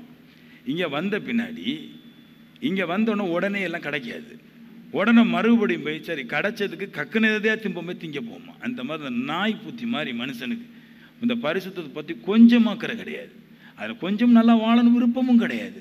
தான் பாவத்தையே செஞ்சு அதிலேயே உருண்டு அதிலே நின்றுக்கிட்டு கடைசியில் சொல்கிறது, எனக்கு பிரச்சனை வந்துச்சு பார்த்தீங்களா, கர்த்தர் கைவிட்டுட்டாரு, இப்படியெல்லாம் புரளைகளை இருக்கக்கூடாது. கர்த்தர் சொல்கிற அப்படிலாம் கிடையாது. நீ அந்த மாதிரிலாம் ஒன்று அங்கேயும் போகாமல் நீ செம்மையாக இருந்தாலே உனக்கு பிரச்சனை வரும். நீ அங்கேயும் போயிட்டு இருந்தால் எவ்வளோ பிரச்சனை வரும். மூணாவது பாயிண்ட், ஏன் உங்களை ஆச்சரியப்பட்டு தூசிக்கிறாங்க அப்படின்னா நல்லா கேட்டுக்க. இந்த உலகத்துடைய ட்ரிக்கு நல்லா பிடிச்சிக்க. நீ ஆண்டவுடைய சமூகத்துக்கு வந்த பின்னாடி உலகத்தில் இருக்கிறவனுக்கு ஒன்று தெரியும், இனி நல்லா வந்துடுவான். ஆமாம். ஏன் அப்படின்னா தேவ சமூகத்துக்கு வந்த பின்னாடி கண்டிப்பாக எவ்வளவு பாவம் செய்கிற மனுஷனாக இருந்தாலும், பாவம் இருதயத்துக்கு உள்ள வந்து இருந்தாலும் தேவ வசனம் அவன் இருதயத்தை குத்தல் கொடுக்கும்போது அவன் படிப்படியாய் பாவத்தை விட்டு நல்ல நிலைமைக்கு வந்து விடுகிறான். ஒருவன் பாவத்தை விட்டு நல்ல நிலைமைக்கு வந்துட்டா நான் சொல்லுவேன், புறஜாதிகள் ஆச்சரியப்படுற அளவுக்கு நீங்களே உயர்ந்து விடுவீர்கள். உங்களுடைய பாவம் ரிலீஸ் ஆச்சுன்னு வச்சுங்களேன், உங்களை மாதிரி பணக்காரன் இந்த உலகத்தில் யாரும் கிடையாது. நான் ஒன்று சொல்லுவேன், நீ பாவத்துக்கு செலவழிக்கிற பைசா ஓண்ட இருந்தாலே நீ லட்சாதிபதி. இவன் பாவமே செய்யாமல் இருந்தேன்னா நீ என்னதான் செய்ய போகிற? பாவம் செய்ய சாக போகிறோம் இல்லை, பாவம் செய்யலைன்னா நீ நல்ல விஷயம் செய்ய போகிறோம். நீ நல்ல விஷயம் செய்கிறதுனால உன் கையின் பிரயாசம் பல மடங்கு ஆசீர்வதிக்கும்படிக்க பெருகிடுவேன். உலகத்துக்கு தெரியும் இவன் நம்மளோட கூட இருந்து நம்ம பாவத்துக்கு அடிமைப்பட்டு நம்மளோட கடந்தோம்னா நாசமாக போயிடுவான், விட்டுருவோம். நீ உலகத்தை விட்டு தேவனிடத்தில் போய் நீ பரிசுத்தத்துக்கு ஏதுவாக நடக்கும்போது உன் வாழ்க்கை விருத்தி அடைந்து விடும் என்று அவர்கள் ஆச்சரியப்பட்டு தூசிக்கிறாங்களா. என்ன தூசிக்கிறாங்களா? நீ ஒரு நாள் சபைக்கு போனால் வந்து நிற்பான், ஒருத்தன் வந்து அங்கெல்லாம் பொய்ய பேசுகிறான், நம்ம ஊரில் கடவுள் கிடையாது, மாப்பிள்ள பண்டிகை எப்படி இருக்குன்னு நினைக்கிறேன், நம்ம ஒரு திருவிழாவில் நல்லா இருக்கும் பாரு, இப்படியே பேசி பேசி பேசி பேசி விசுப்பேத்தியே அங்கேயும் பிரசங்கம் பண்ணுறான், இங்கேயும் பிரசங்கம் பண்ணுறான், அங்கேயும் பாடுறான், இங்கேயும் பாடுறான். இதைத்தான் சொல்லணும் தவிர இங்க பரிசுத்தம் இருக்குது அங்க பாவம் இருக்குன்னு சொல்ல மாட்டான். இங்க பரிசுத்தம் இருக்குது, இங்க நாம் வந்து இருக்கிறதுனால கண்டிப்பா நாம் நல்ல ஆகிவிடுவோங்கிற உணர்ந்து மனுஷன் நம்மளை தூசிக்கிறான் அப்படின்றார். தைரியம் இருக்கணும். ஆவிக்குரியவனுடைய கேரக்டர் இது. நான் ஒரு நாள் கர்த்தரை ஆராதிச்சாலும், நான் அன்னைக்கு பாவம் இல்லாமல் ஆராதித்தேன், எனக்கு ஒரு உணர்வு இருக்குது. நான் சொல்ல, இந்த ஆவிக்குரிய சபைகளை தவிர எந்த இடத்துல போனாலும் பாவத்தோடு ஆராதிப்பான். இந்த ஒரு இடமும் பரிசுத்தமாய் மனுஷனை ஆராதிக்க செய்கிறதுனால அவன் இருதயமே உணரும், இது என்னுடைய வெற்றியிடம், இது என்னை வெற்றியில் கொண்டு தள்ளும் என்று உணர்ந்து ஸ்ட்ராங்காக இருந்துடுறான். இப்போ சொல்கிறாரு, உலகம் பகைக்கும், நீ நல்லா வந்துருன்னு உலகம் பகைக்கும். பட் அவன் அதை சொல்ல மாட்டான், நீ நல்லா வந்துடுவங்கிறத அந்த காரியத்தை சொல்ல மாட்டான். அதை உள்ள மறைச்சி வச்சுட்டு தேவையில்லாத இடத்துக்கு போவாத நம்மளும் சொல்லுவான். பட் நான் சொல்லுவேன், வேதம் சொல்லுது, பிசாசை எதிர்த்து நில்லுங்கள், அது உங்களை விட்டு ஓடி போகும். நீங்கள் வெற்றி அடைவீர்கள். ஆமென். சரி, இனி முக்கியமான விஷயத்துக்கு போயிடுவோம். ஒரு வீட்டில எல்லாம் ஒரு அம்மா வந்துச்சான் பாருங்க சபைக்கு. ஒரு குடும்பம் வந்துச்சு, நம்ம சபையில் தான் வந்துச்சு. வந்த நாள்லேருந்து மாமியா மூஞ்சி மாற வச்சுட்டான். ஏம்மா நீ மூஞ்சி மாற வச்சு? மகன் எப்போமாவது ஒருக்கா குடித்தாருன்னா என் மகன் குடிச்சிட்டு சந்தோஷமாக இருக்கிறான். வெத்தலை போட்டால் என் மகன் வெத்தலை போட்டு சந்தோஷமாக இருக்கிறான்.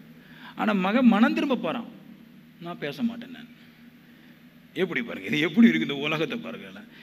அவங்க நினைக்கிறாங்கன்னா என் மகன் என்னோடு கூட இருந்தால் எனக்கு சாப்பாட்டை தந்து என் அடக்க செலவெல்லாம் பாதுகாத்து விடும். யார் சொன்னான்னு? உன் கூட இருக்க பாவம் செஞ்சு செஞ்சு செஞ்சு செஞ்சு கடைசியில் அந்த மனுஷனே சாப்பாடு வழி இல்லாமல் ஆயிடுவான். அப்புறம் உனக்கு இங்கே அடக்கம் எடுக்க போகிறான். அவன் தேவன்ட வந்தால் மனம் திரும்பி விடுவான். அவன் பொருளாதாரம் கூடனவனாக இருப்பான். அவன் அப்பொழுது உன்னை பராமரிப்பான். அதனால் உலகம் நிறையா விஷயத்தை உள்ளே வச்சுட்டு தூசிக்கும். கேட்டுறாத. என்னையெல்லாம் ஃபாதர் வந்து பிடிச்சார், அது நீ சபைக்கு போறியாம? அப்போ நான் சொன்னேன், உடனே நம்ம கொடி மரம் இத்தாலியிலேருந்து வந்துச்சா, இந்த பொருளிலெல்லாம் விடுறீங்களே, இதெல்லாம் கேட்டு வர முடியாது. பைபிள் சொல்லுது இயேசு தான் கடவுள், தேவன் ஆவியாக இருக்கிறார். எனக்கு அதுதான் முக்கியம்.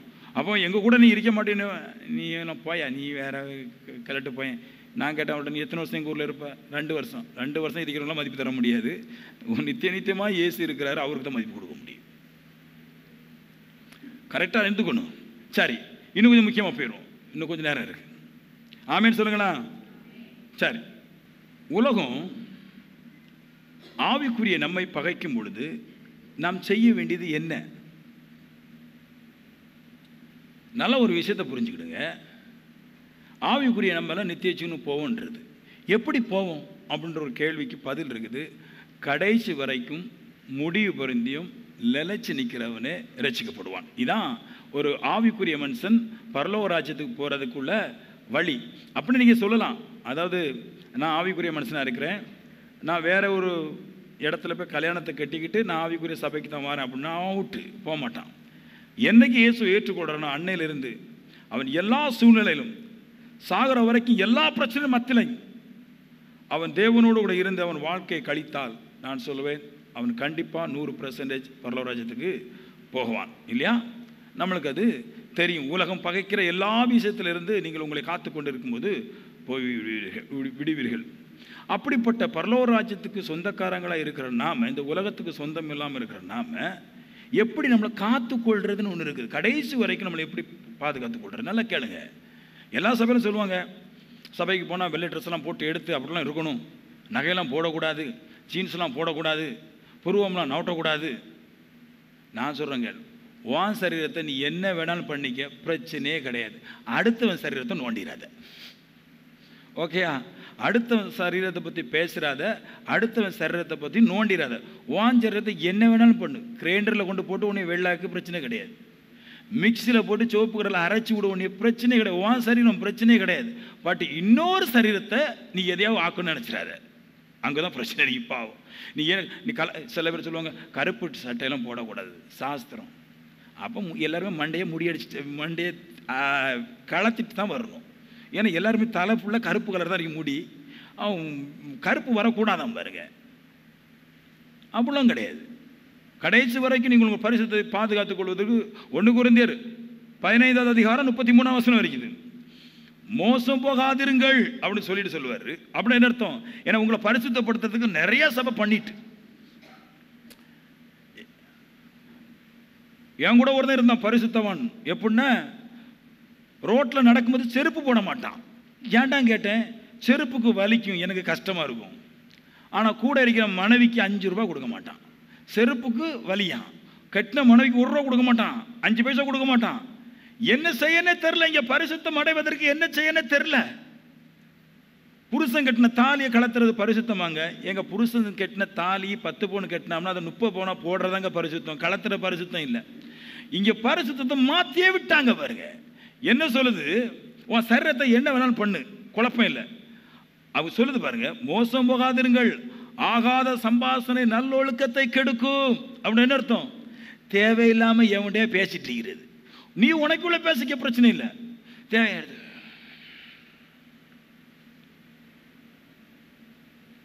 கிரீங் கிரீங் எடுக்க மாட்டேன் சொல்கிறான். அம்மா இல்லாத நேரம் ஃபோனை எடு மெண்டலு, கொஞ்சம் பேசிட்டு வச்சிடறேன். ஆகாத சம்பாஷணை நல்லொழுக்கத்தை கெடுக்கும் பைபிள் சொல்லுது. இதான் பரிசுத்தம். ஹலோ, நல்லா இருக்கிறியா? அம்மா வரங்க வைங்க வைங்க வைங்க, பேசவே இல்லை, வச்சுட்டேன். ஆகாத சம்பாஷணை நல்லொழுக்கத்தை கெடுக்கும் பைபிள் சொல்லுது. ஏமே அப்படி கடன்னு போனை போட்டு பேசிட்டு நல்லா இருக்கிறீங்களா, உங்களை பார்த்தா அழகா இருக்கிறீங்க, நீங்க அழகா இருக்கியா இல்லையான்னு புருஷன் கேளு சொல்லுவான், குரங்குன்னு சொல்லுவான். கெட்டின புருஷனுக்கு ஒரு மாடலில் தெரிவேன், சைட் அடிக்கிறவனுக்கு அழகா தெரியத்தான் செய்வேன். பஞ்சத்தில் கிடக்கிறவனுக்கு அப்படி தான் இருக்கும். பஞ்சத்தில் கிடக்கிறவங்க டீ குடித்தாலும் வயிறு நிறையும், நல்லா சாப்பிட்றவனுக்கு பீஸா தின்னாலும் வயிறு நிறையாது. ஏமே நல்லா புரிஞ்சுக்கிடணும். நம்ம ரொம்ப அழகாக இருக்கிறீங்க, உங்கள் வெள்ளை கலர் அழகாக இருக்குது, ஹைட்டு சூப்பராக இருக்குது. நான் என்ன ஆகாத சம்பாஷணை தேவையில்லை, ஃபோனை கட் பண்ணிடு. ஏன்னா அது என்ன செய்யுமோ, கரெக்ட் யுவர் குட் கேரக்டர்னு வருது இங்கிலீஷில். அதாவது நல்ல ஸ்வபாவத்தை எல்லாத்தையும் கெடுத்து போட்டு விட்டுன்றார். போச்சு பரிசுத்தம். இதை பண்ணால் போதுங்க. நீங்கள் ஃபோன் எடுத்து பேச நிறையா வீட்டில் புருஷன்மார்களும் பொண்டாடிக்கு நல்ல சண்டை. புருஷன் ஃப்ரீயாக விட்டுறான், ஆனால் வந்து மொபைலை செக் பண்ணுவோம் தெரியுமா உங்களுக்கு, யாருக்கு அடிச்சிருக்கா ஃபோன் எங்கேருந்து வந்துருக்குது, எப்போ இவளுக்கு ஃபோன் வந்துச்சு, இவன் தூங்கவே மாட்டான் மறுநாள் இருந்து, என்ன ஃபோன் வந்துச்சு, எங்கேருந்து வந்துச்சு, எப்படி வந்துச்சு, சரியில்லையே. ஆமேன். நாங்களாம் ஒரு பெண்ணை கட்டி கொடுத்துருந்தோம். புருஷனார் பெண்ணை கட்டிட்டு போகும்போது அந்த பொண்ணுடைய சிப்பை கலத்தி கீழே போட்டு உடச்சி போட்டு தான் போனார் சிம் கார்டை. ஏன்னா எந்த ஃபோனும் அவனுக்கு வரக்கூடாது, இவளுக்கு எந்த ஃபோனும் அங்கே போகக்கூடாது. ஏன்னா கல்யாணம் கட்டின பின்னாடி கரெக்டாக இருக்கணும். ஏன்னா அவனுக்கு தெரியும் இவளுக்கு நல்ல மாடல் ட்ரெஸ் வாங்கி போட்டுடலாம், பிரச்சனை இல்லை. பட்டு ஆகாத சம்பாஷணை கண்டிப்பாக கெடுத்துருன்றார். எப்படி முடிவு பொருந்திய உங்களை நீங்கள் பாதுகாத்துக்கொள்ள போகிறீங்க, உங்களை நல்லா வச்சுக்கிட்ட போகிறீங்க. தேவையில்லாத சம்பாஷணை நல்ல அதாவது இங்கிலீஷில் எப்படின்னா do not be join them இருக்கும். அதாவது அவங்களோட கூட சேர்ந்துடாதீங்கன்னு இருக்குது. சேர்ந்துடாத அப்படின்னா அது என்ன அர்த்தம் அப்படின்னா, ஆகாத சம்பாஷணை இங்கிலீஷில் எப்படி சொல்லுது, தமிழ் எப்படி சொல்லும்னா ஆகாத சம்பாஷணை நல்ல ஒழுக்கத்தை கெடுக்கும். அதை ஒரு ஷார்ட்டாக போட்டாங்க. இங்கிலீஷில் என்ன சொல்லுதுன்னா டூ நாட் ஜாயின் தம் அப்படி போட்டுட்டு and corrupt your good character. அதாவது டூ நாட் ஜாயின் தம்னா கூட சேராதுன்றது. அதாவது ஆகாத சம்பாஷணை இருக்குல்ல. இப்போ பாருங்களேன், சொல்கிறேன் பாருங்க, விளக்குறேன் நான் இல்லையா. இப்போ நான் ஒரு பொண்ணை லவ் பண்ணுற மாதிரி ஒரு சித்தரிப்பு காட்டுறேன். அங்கே என்னோட தங்கிச்சா இருக்கிறான், நான் இங்கேருந்து ஃபோன் பண்ணுறேன், தங்கிச்சா டவர் கிடைக்கல, தங்கிச்சா பேசுகிறோம் இல்லையா. நான் ஒரு 3 நாள் பேசிட்டு வைங்களேன். அப்புறமா டங்கிச்சா 2 ஊர் தாண்டி பக்கத்தில் வந்து சொல்லுவா, எங்கள் ஊர் திருவிழாவுக்கு வந்திருக்கிறேன், எங்கள் அம்மா ஊருக்கு தான், நீங்கள் எங்கே இருக்கிறீங்க, நானும் திருவிழாவுக்கு தான் வந்திருக்கிறேன். ஆகாத சம்பாஷணை டூ நாட் ஜாயின் தம் சொல்லுது இங்கிலீஷில். இப்போ என்ன சொல்லுதுன்னா ஆகாத சம்பாஷணை ஜாயின் பண்ணிட்டுன்றாரு. உன் குட் கேரக்டர் இது வரைக்கும் நல்ல கேரக்டராக இருந்த அந்த பொண்ணு வீட்டோட தான் இருக்கும், நல்லா சாப்பிடுவா, நல்லா படிப்பா, நல்லா திம்பா, ஆனால் நல்ல உடவு ட்ரெஸ் போடுவா, கரெக்டாக இருப்பா. பட் ஆகாத சம்பாஷணை நாளாக நாளாக நாளாக நாளாக நாளாக join them. Do not join them போட்டது ஜாயின் தம் ஆயிடுச்சு. ஆமேன்னு சொல்லுங்களேன்.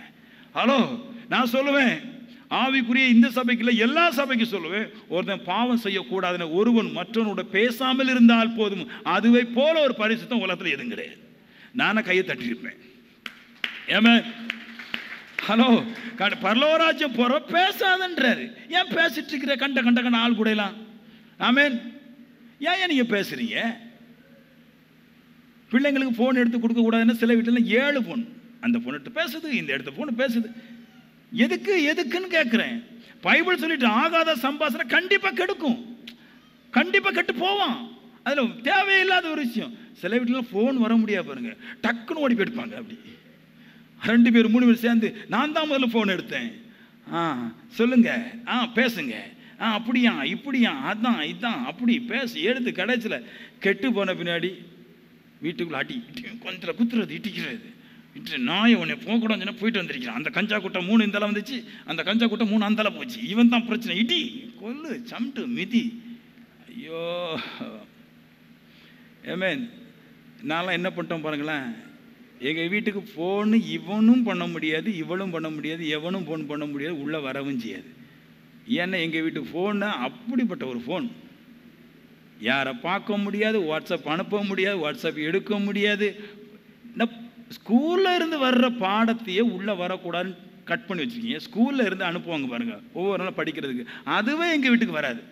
இப்படி என்ன பண்ணுவாங்கன்னா, அப்படி ஃபோன் எடுத்துகிட்டு, நூர்ஜா என்ன பாடம் இன்றைக்கி நம்மளுக்கு படிக்கணும், நூர்ஜா 3ஆம் கிளாஸில் தொடங்கின நூர்ஜா 12th வரும்போது பாரிஜா போயிடுது. ஆகாத சம்பாஷணை, friend friend friend friend friend friend friend தேவையில்லாமல் கெட்டு போயிடுறான்.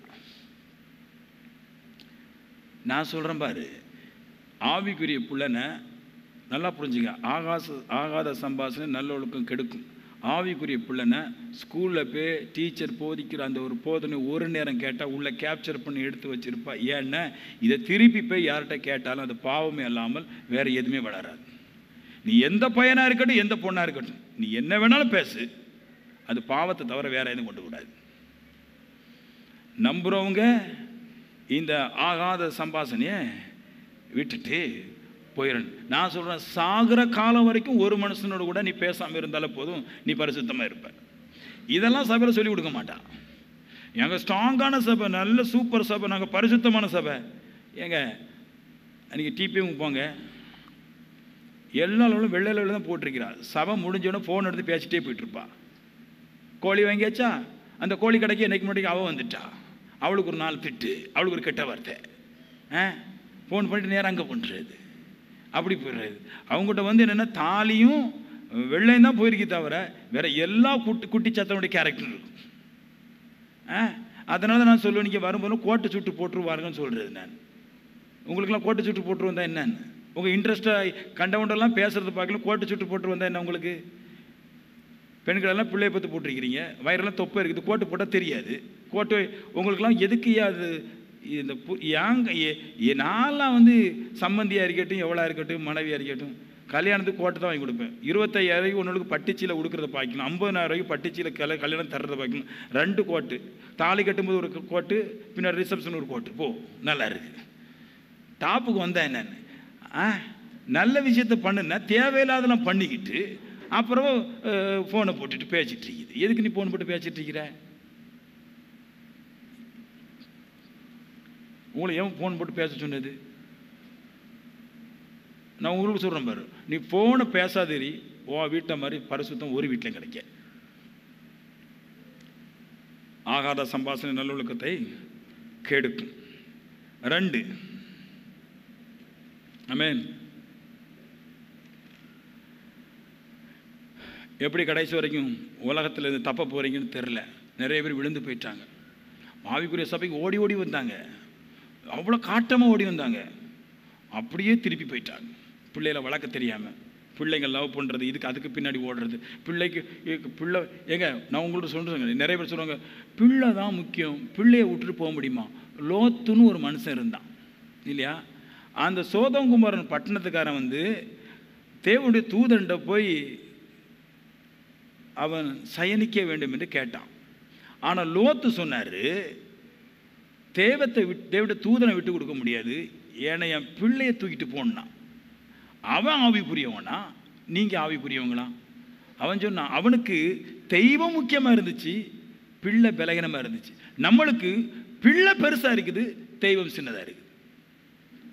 அவன் சொல்கிறான், என் 2 பிள்ளைகளை வேண்டாம், நீங்கள் கூட்டிருப்போங்க, செய்யறீங்க, பிரச்சனை கிடையாது, பட் தேவத்துக்கு எந்த ஒரு அழுக்கும் வந்துடக்கூடாது. அதுதான் ஆவிக்குரிய மனுஷன்றார். அப்படிப்பட்ட மனுஷன் தான் நித்தியச்சின்னு போக முடியும். சரீரத்தினுடைய மாற்றங்கள் ஒரு பிரச்சனை கிடையாது.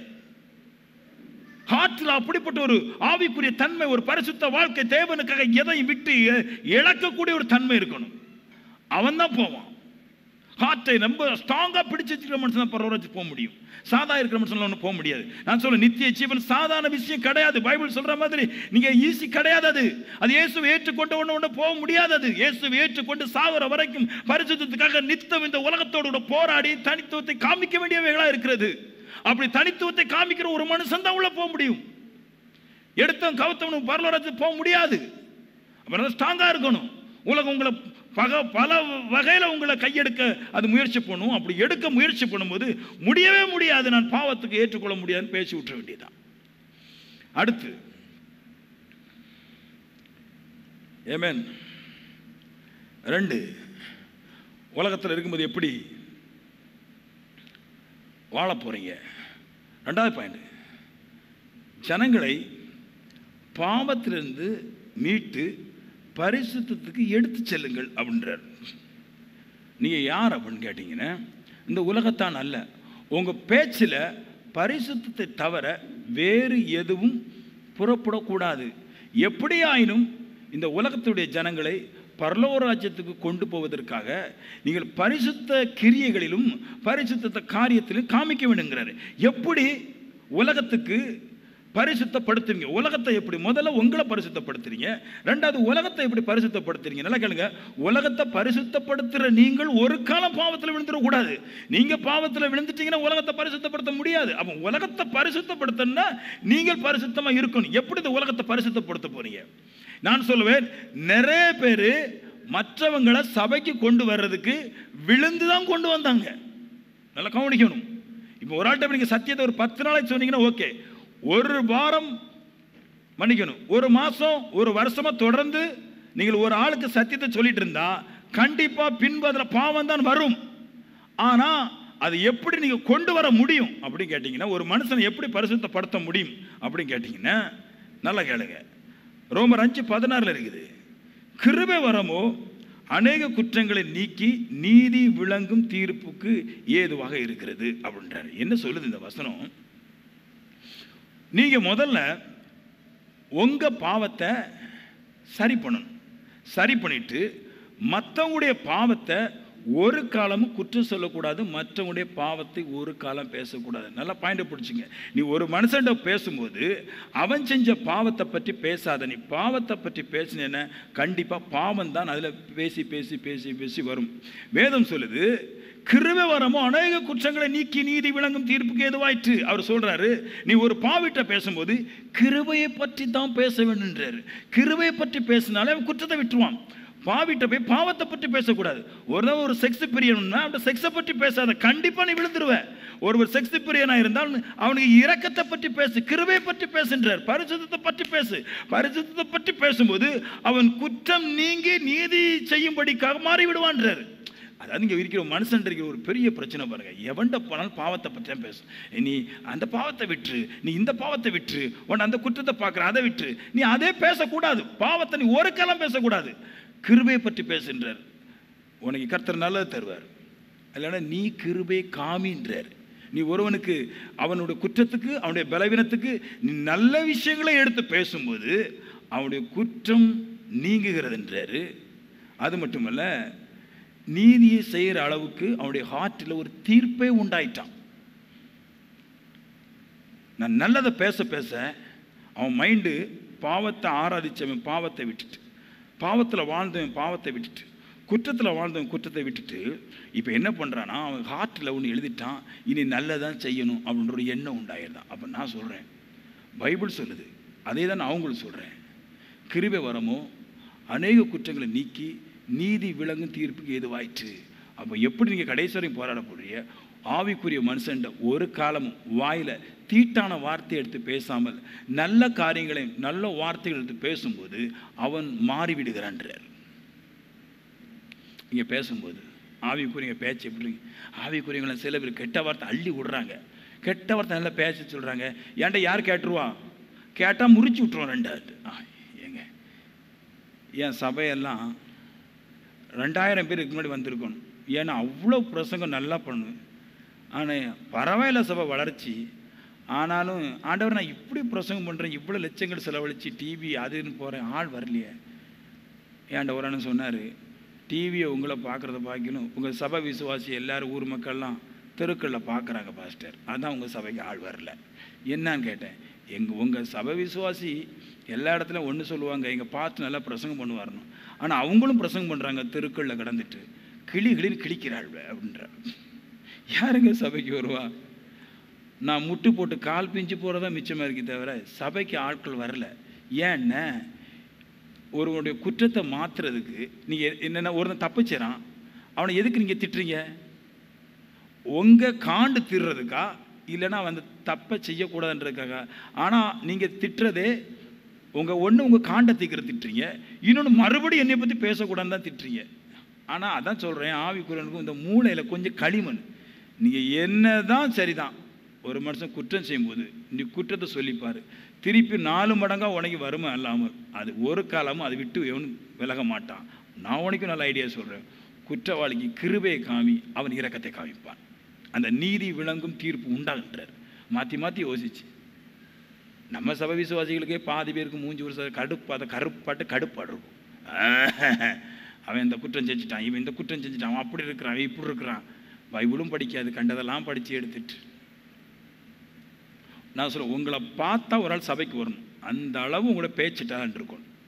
உங்கள் வாயில் நல்லதான் வரணும், ஜீவன் தான் புறப்பட்டு வரணும், கிருபை தான் புறப்பட்டு வரணும், நீதி தான் புறப்பட்டு வரணும். அப்படி பேசினா நீ விட மாட்ட, விழுந்து கிடக்கிறவன் எழுந்து தேவன் ராஜ்யத்துக்கு வந்துடுறான்ற. ஆமென் ஆமென் சொல்லுங்க, இன்னொருக்கா சொல்லுங்களேன். ஆமென். நான் எப்படியாவது நல்ல விஷயங்களை பேசிச்சு சபையை 10,000 20,000 கட்டிடலாம் பார்க்குறேன். சாவறதுக்கு முன்னாடி 10,000 பேர் வருவாங்களாங்கிற சந்தேகமாக தான் இருக்குது. ஏன்னா என் நல்ல விசுவாசிகளை வச்சுக்கிட்டு நான் படுற போராட்டம் இருக்குது. ஆமென். இவ்வளோ அற்புதம் செஞ்சு இவ்வளோ காரியம் நடந்த பின்னாடி ஜனங்களை வர்றதுக்கு அவ்வளோ கஷ்டமாக இருக்குது. உங்களெல்லாம் நான் சொல்கிறேன் பாருங்க, நான் ஒரு வீட்டில் 2 நாள் பேசணும், கண்டிப்பாக அந்த மனுஷன் சபைக்கு நான் கூப்பிட்டு வர முடியும், அவ்வளோ டேலண்ட் எனக்கு இருக்குது. ஆனால் போக மாட்டேன் நான், எனக்கு தேவன் தான் முக்கியம். நீங்களாம் ஒவ்வொரு வீட்டுக்கு போகும்போது சபைக்கு வராமல் ஓடிடுறாங்க. கேட்குறாங்க, அந்தக்கா உங்கள் சபைக்கு வருது. ஆமாம் தங்கச்சி, அப்போ நான் அந்த சபைக்கு போகிறேன். என்ன எதுக்கு அப்படின்னு கேட்டேன். அந்த அக்கா மூஞ்சியை பார்த்தா ஜெபமே வராது, பாடல் வராது, அதனால் நான் அந்த சபைக்கு போகிறேன். நான் சின்ன போயிட்டு வாம்மா, வேறு என்ன செய்கிறதுக்கு, போயிட்டு வா. ஆமென். அடுத்து கிருபை வரத்தை பெறுகிறவர்களை பற்றி. நீங்கள் ஒரு ஆட்டை கிருபையை பற்றி பேசுகிறீங்களா, நல்ல விஷயத்தை பற்றி பேசுகிறீங்க, நீதியை பேசுகிறீங்க இல்லை, பெறுகிறவர்கள் அந்த ஆளை பற்றி பேசி பாருங்க. ரோமர் 5:17, கிருபையின் பரிபூர்ணத்தையும் நீதியாகிய ஈவின் பரிபூர்ணத்தை பெறுகிறவர்கள் இயேசு கிறிஸ்துவின் ஒருவாளை ஜீவனை அடைந்து ஆழ்வார்கள் என்பது அதிக நிச்சயமாமே இருக்கு. அப்படி என்ன சொல்கிறாருன்னா, இல்லை கிருபையின் பரிபூர்ணத்தையும் நீதியாகிய ஈவின் பரிபூர்ணத்தை பெறுகிறவர்கள், அதாவது கிருபையின் பரிபூர்ணத்தை சொல்கிறார். நீங்கள் பேசும்போது முழுக்க முழுக்க முழுக்க உங்களை அவர்களுக்காக இழந்து போகிறவர்களாகவே பேசுங்கள் அப்படின்றார். அப்படி பேசும்போதும் கிருபையின் பரிபூர்ணத்தையும் நீதியாகிய ஈவையும் இரக்கங்களை நீங்கள் பேசும்போது எப்படி பேசணும் அப்படின்னா, ஒருவர் உங்களை காயப்படுத்திருக்கும் போது நீங்கள் திருப்பி பேசும்போது அந்த காயத்தை ஏற்றுக்கொண்டு காயத்துக்கு திருப்பி மறு உத்தரவு கொடுக்காமல் நீங்கள் இரக்கத்தை நீதியை அவங்களுக்கு நீதி உண்டாகும்படிக்காக பேசினா, வேதம் சொல்லுது அவங்க இயேசுவை ஏற்றுக்கொண்டு அந்த இயேசு கிறிஸ்து என்னும் ஒருவராலே அவர்கள் பரிசுத்தத்தை அடைந்து அவர் இந்த பூமியை ஆண்டு கொள்வார்கள் என்பது அதிக நிச்சயமாமே அப்படின்றது. அப்போ நல்லா கேளுங்க, நீங்கள் பேச வேண்டிய விதத்தில் பேசினா கேட்குறவன் இயேசுவை ஏற்றுக்கொள்றது மட்டுமில்லை, அவன் பரிசுத்தாவியை பெற்றுக்கொள்றது மட்டுமில்லை, இந்த உலகத்தையே அவன் ஆண்டு கொள்ள முடியுமா, அந்த அளவுக்கு உங்கள்கிட்ட பவர் இருக்குது. ஆனால் பேசினதெல்லாம் பொல்லாப்ப பேசி விட்டோம், பேசினதெல்லாம் பொல்லாப்பு. பேசுகிறவன் கரெக்டாக பேசினா வர்றவன் கரெக்டாக கடவுளை கண்டுபிடிச்சி அவன் பாவத்தை விட்டு அவன் குடும்பத்தையும் அவனுடைய வாழ்க்கையும் அவன் கட்டி எழுப்புவான். என்னத்தெல்லாம் பேசுறது. உங்களை பார்த்தெல்லாம் யாராவது சபைக்கு வருவாங்களாங்க, சண்டை போட்டால் சண்டை போட்டால் விடுங்கய்யா, ஒருக்கா சண்டை போடுறீங்களா, என்னாலும் ஒருக்கா முறைச்சிட்டு விடுங்கய்யா, 7 நாளைக்கு 8 நாளைக்கு. ஆமென். நல்லா அது பியாய், சுத்த பியாய். இந்த 7 நாள் 8 நாளைக்கு இந்த கோபம் அப்படியே தனியும். ஆமென். ஏங்க பகலில் சண்டை போடுங்க, யார் கூட சண்டை போடுறீங்க, உங்கள் மனைவிட்டையும் பிள்ளைகிட்டையும் சண்டை போடுறீங்க. சண்டை போட்டால் 2 நிமிஷத்துலேயே அந்த இது முடுங்கய்யா. ஏன் ஒரு மாதிரி காண்டு பிடிச்சி 7 நாள் 15 நாள் 20 நாளைக்கு கோவம் வச்சு திடுறீங்க. எங்கள் வீட்டிலலாம் கேளுங்க, எங்கள் வீட்டில் சண்டை நடக்காதான், நாங்கள் பரலவராஜ்யம் சண்டை நடக்கும். ஒரு நாள் எனக்கும் மூப்பனருக்கும் சண்டை, இறந்து போயிட்டார். அவர் மூப்பனர் சொல்கிறார், காலை எடுத்துகிட்டு அடித்தோம்னு ஆசை நான் தெரியுமா, எல்லாம் 4 துண்டா போயிடும் பார்த்துக்கோ அப்படின்ட்டு. கடலில் மீனை தின்ட்டு வந்திருக்காங்க, கட்டெரும்பு மாதிரி இருக்கிறேன், 86 வயசு 90 வயசு கட்டெரும்பு கட்டைக்கு இருக்கிறேன், அப்படி அடித்தோம்னா அப்படிலாம் பறந்துடும்னார். நானும் விடுவேன்னா நான் சொன்னேன், ஒரு தட்டுனா ஆள் காணாமல் போயிருவீர் அப்படின்ட்டு. சண்டை போட்டார் அவர் மகட்ட போய், நான் கேரளாவுக்கு போகிறேன் அப்படின்ட்டார். நான் உடனே என் மனைவிட்ட போய் சொன்னேன், நம்ம சண்டை இப்போ வச்சுருந்தா கொப்பம் பேருவான், அதனால் கொப்பனை போகக்கூடாது. சண்டை போட்ட மறு நிமிஷமே பேசுவேன் நான். சண்டைங்கிறது குடும்பத்தில் இயற்கை. பட் ஒரு ஆளை நாம் இழந்து போகக்கூடாது. அது ரொம்ப கரத்தில் வச்சுக்கணும். அதுதாங்க மனுஷ வாழ்க்கை. எல்லாருக்கும் கோபம் வரும், இல்லை சண்டை வரும். பட் அந்த மனுஷன் சண்டை போட்டு முடிஞ்ச பின்னாடி அவன் நம்மளை பற்றி யோசிக்கும்படிக்கான நல்ல கேரக்டரை வெளிப்படுத்துங்கள், அவன் நம்மளோட கூட இருப்பான்றார். நம்ம எதுவுமே வெளிப்படுத்த மாட்டோம். சண்டை போட்டுட்டோம், சண்டை வந்துடுச்சு ஏதோ ஒரு சூழ்நிலையில். ஆனால் அந்த சண்டையிலும் கூட ஒரு பிரிவினை இல்லாமல் ஒரு அரவணைப்பு இருக்குன்றார். அப்பவும் அவர் அந்த மனுஷன் இயேசு ஏற்றுக்கொள்வான். அவனுக்கு கடவுள் தெரிய போகிற இடங்களில் வேலாயுதத்தையும் சூலாயுதத்தையும் வெற்றவன் வச்சுட்டு கடவுள் நினச்சிட்டு திடுறான். கடவுள் தெரியாத ஒரு மனுஷனுக்கு மாலை, மல்லிப்பூல மாலை போடுறான், அந்த மல்லியில் மாலை போடுறான், எண்ணத்துல இல்லாமல் மாலை போட்டுட்டு இருக்கிறான். அவன் கடவுள் தெரியாத ஒரு மனுஷன்ட்ட போய் நீங்கள் நல்லதை சொல்லுங்கன்னா எதையோ சொல்லி வச்சு மாட்டிடுவீங்க. இப்படி பேசித்தான் நித்திய ஜீவனை கடைசி வரைக்கும் ஸ்ட்ராங்காக பிடிச்சி வைக்க முடியாமல் மனுஷன் கெட்டு போனான். சொல்லுங்க, எல்லோரும் ஷாக்காயிட்டீங்க. சே, நீங்கள் பின்னாடி யோசிப்பீங்க, நல்லதை பேசாமல் எத்தனை பேர் நம்ம இழந்துட்டோம். சில பேர் சொல்கிறது, மனைவி சமைச்சு தராமல் ஓடிட்டான். இல்லை ராஜா, நீ ஓட விட்டுட்ட. ஆமேன். சில பேர் புருஷன்மாருடன் வீட்டில் வாழ முடியாது. அந்த சதை கொஞ்சம் டைட்டாக இருக்கும் பாருங்க, அப்போ சொல்கிறது, என் புருஷன் அவ்வளோ அழகு, இரிடி 2 வருஷம் கழியட்டு, சாப்பிட்டு முடித்த பின்னாடி திருப்தியாக்கப்பட்ட பின்னாடி வாயிலேருந்து வரும் வண்டாளம் மாட்டா, அப்போதோ அதோட கதை முடிஞ்சு. நல்ல மாதிரியே வாழ்க்கை வாழ்றது கிடையாது.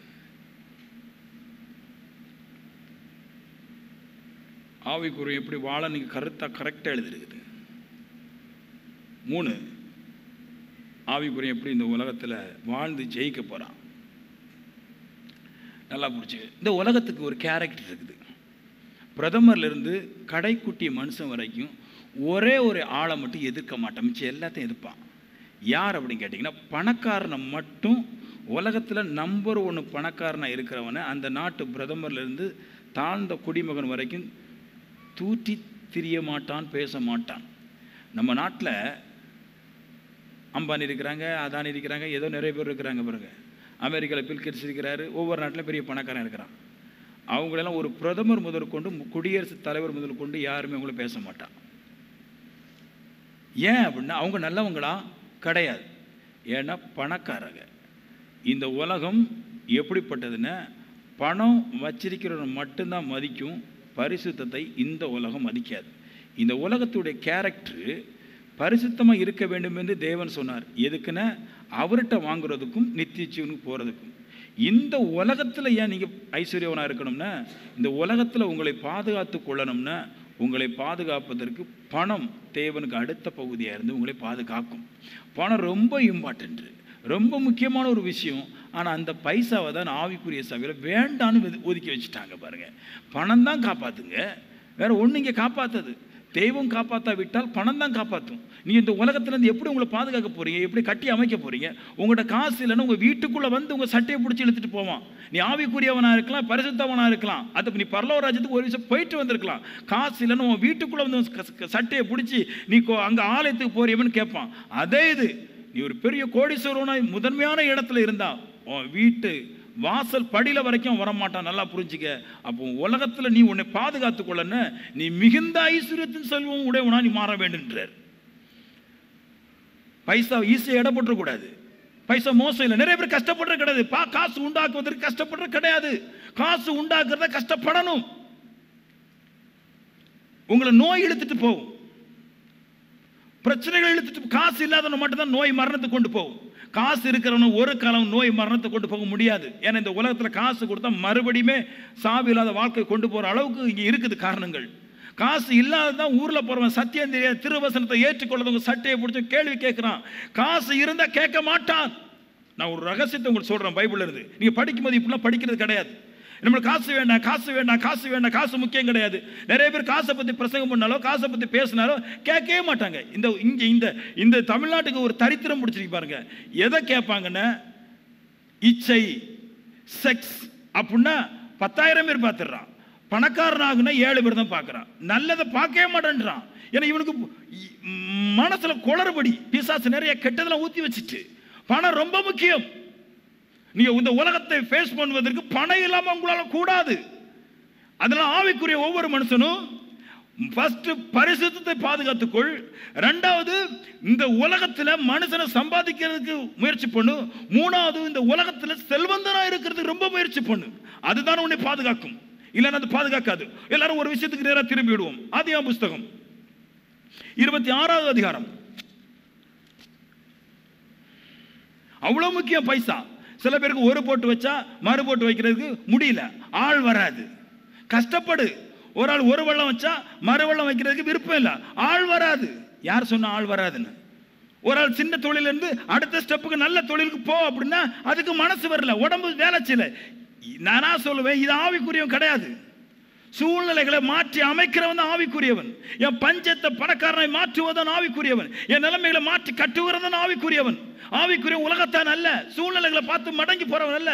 நான் கல்லை மண்ணை ஆராதிக்கிறவன், கர்த்தரை ஆராதிக்கிறவன். வழி எனக்கு திறக்கும். நான் சூழ்நிலைகளுக்கு நேராக ஓடும் போது சூழ்நிலைகள் பிரிந்து போகும்.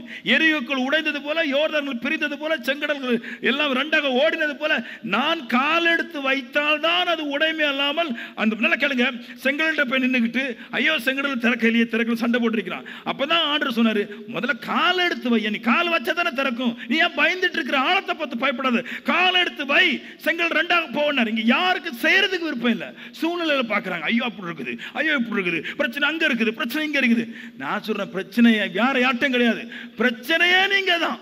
அதான் பிரச்சனை. உங்களுக்கு எதையுமே ஸ்ட்ராங்கா செய்ய ஆற்றல் கிடையாது. நீங்க ஸ்ட்ராங்கா பணம் சம்பாதிக்கிறதுக்கு போராடலன்னா நான் சொல்லுவேன், செத்து போறது உனக்கு நலம்.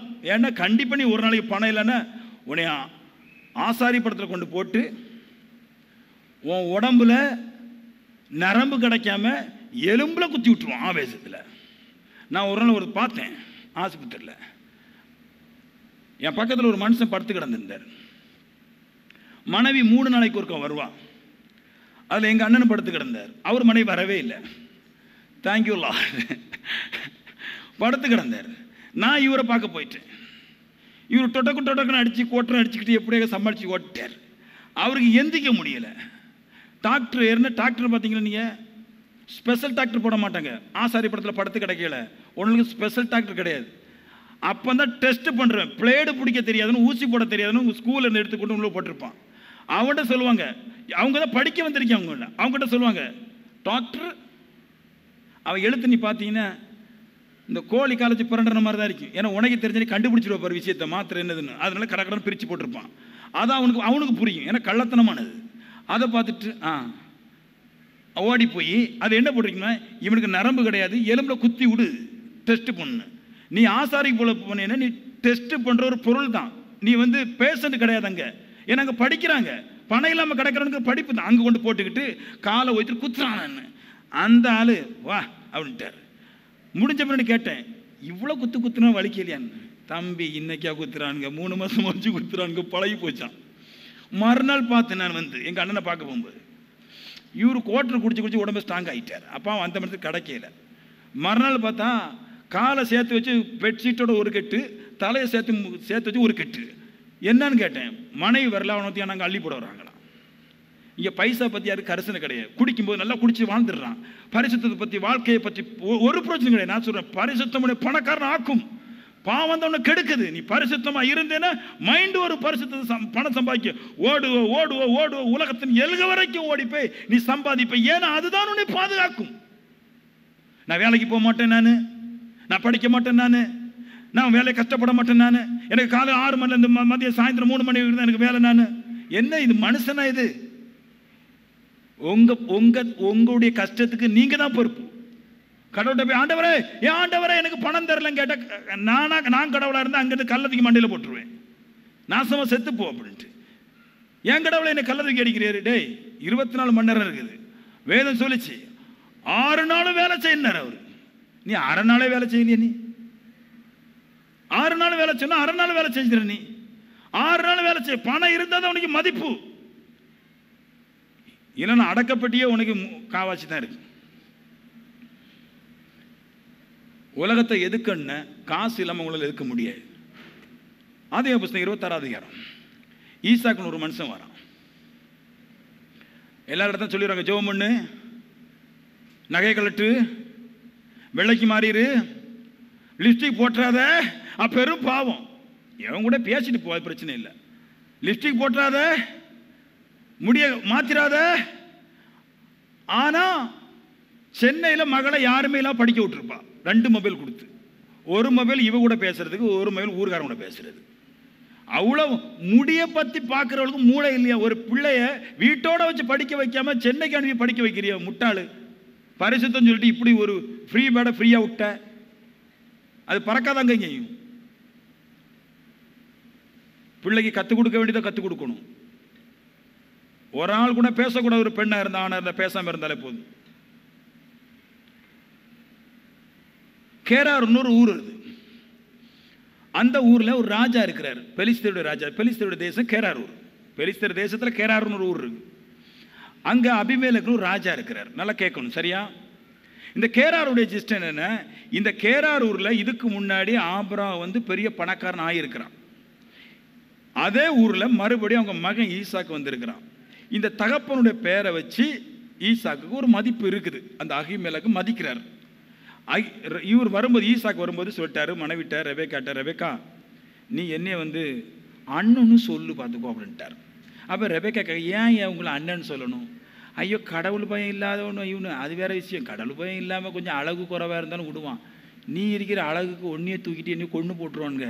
நீ ரொம்ப அழகாக இருக்கிற, நல்லா கேட்டுக்கப்பா. அழகான பொண்ணு கேட்குறவங்கெல்லாம் கேட்டுக்கிடுங்க. பொண்ணு அழகாக இருந்தால் 4 பேர் பார்க்க தான் செய்வான். நீங்கள் வீட்டில் சண்டை போடக்கூடாது. ஆமேன். நேராக சொல்லிடுறேன், பொண்ணு அழகாக இருந்தால் 4 பேர் பார்க்க தான் செய்வான். ஆமேன். அப்புறம் போய் நீ அப்படி உத்து பார்த்த, அவன் உன்னை உத்து பார்த்தானா பார்க்கலன்னா, எல்லாரும் உத்து பார்ப்பா அழகு இருந்தா.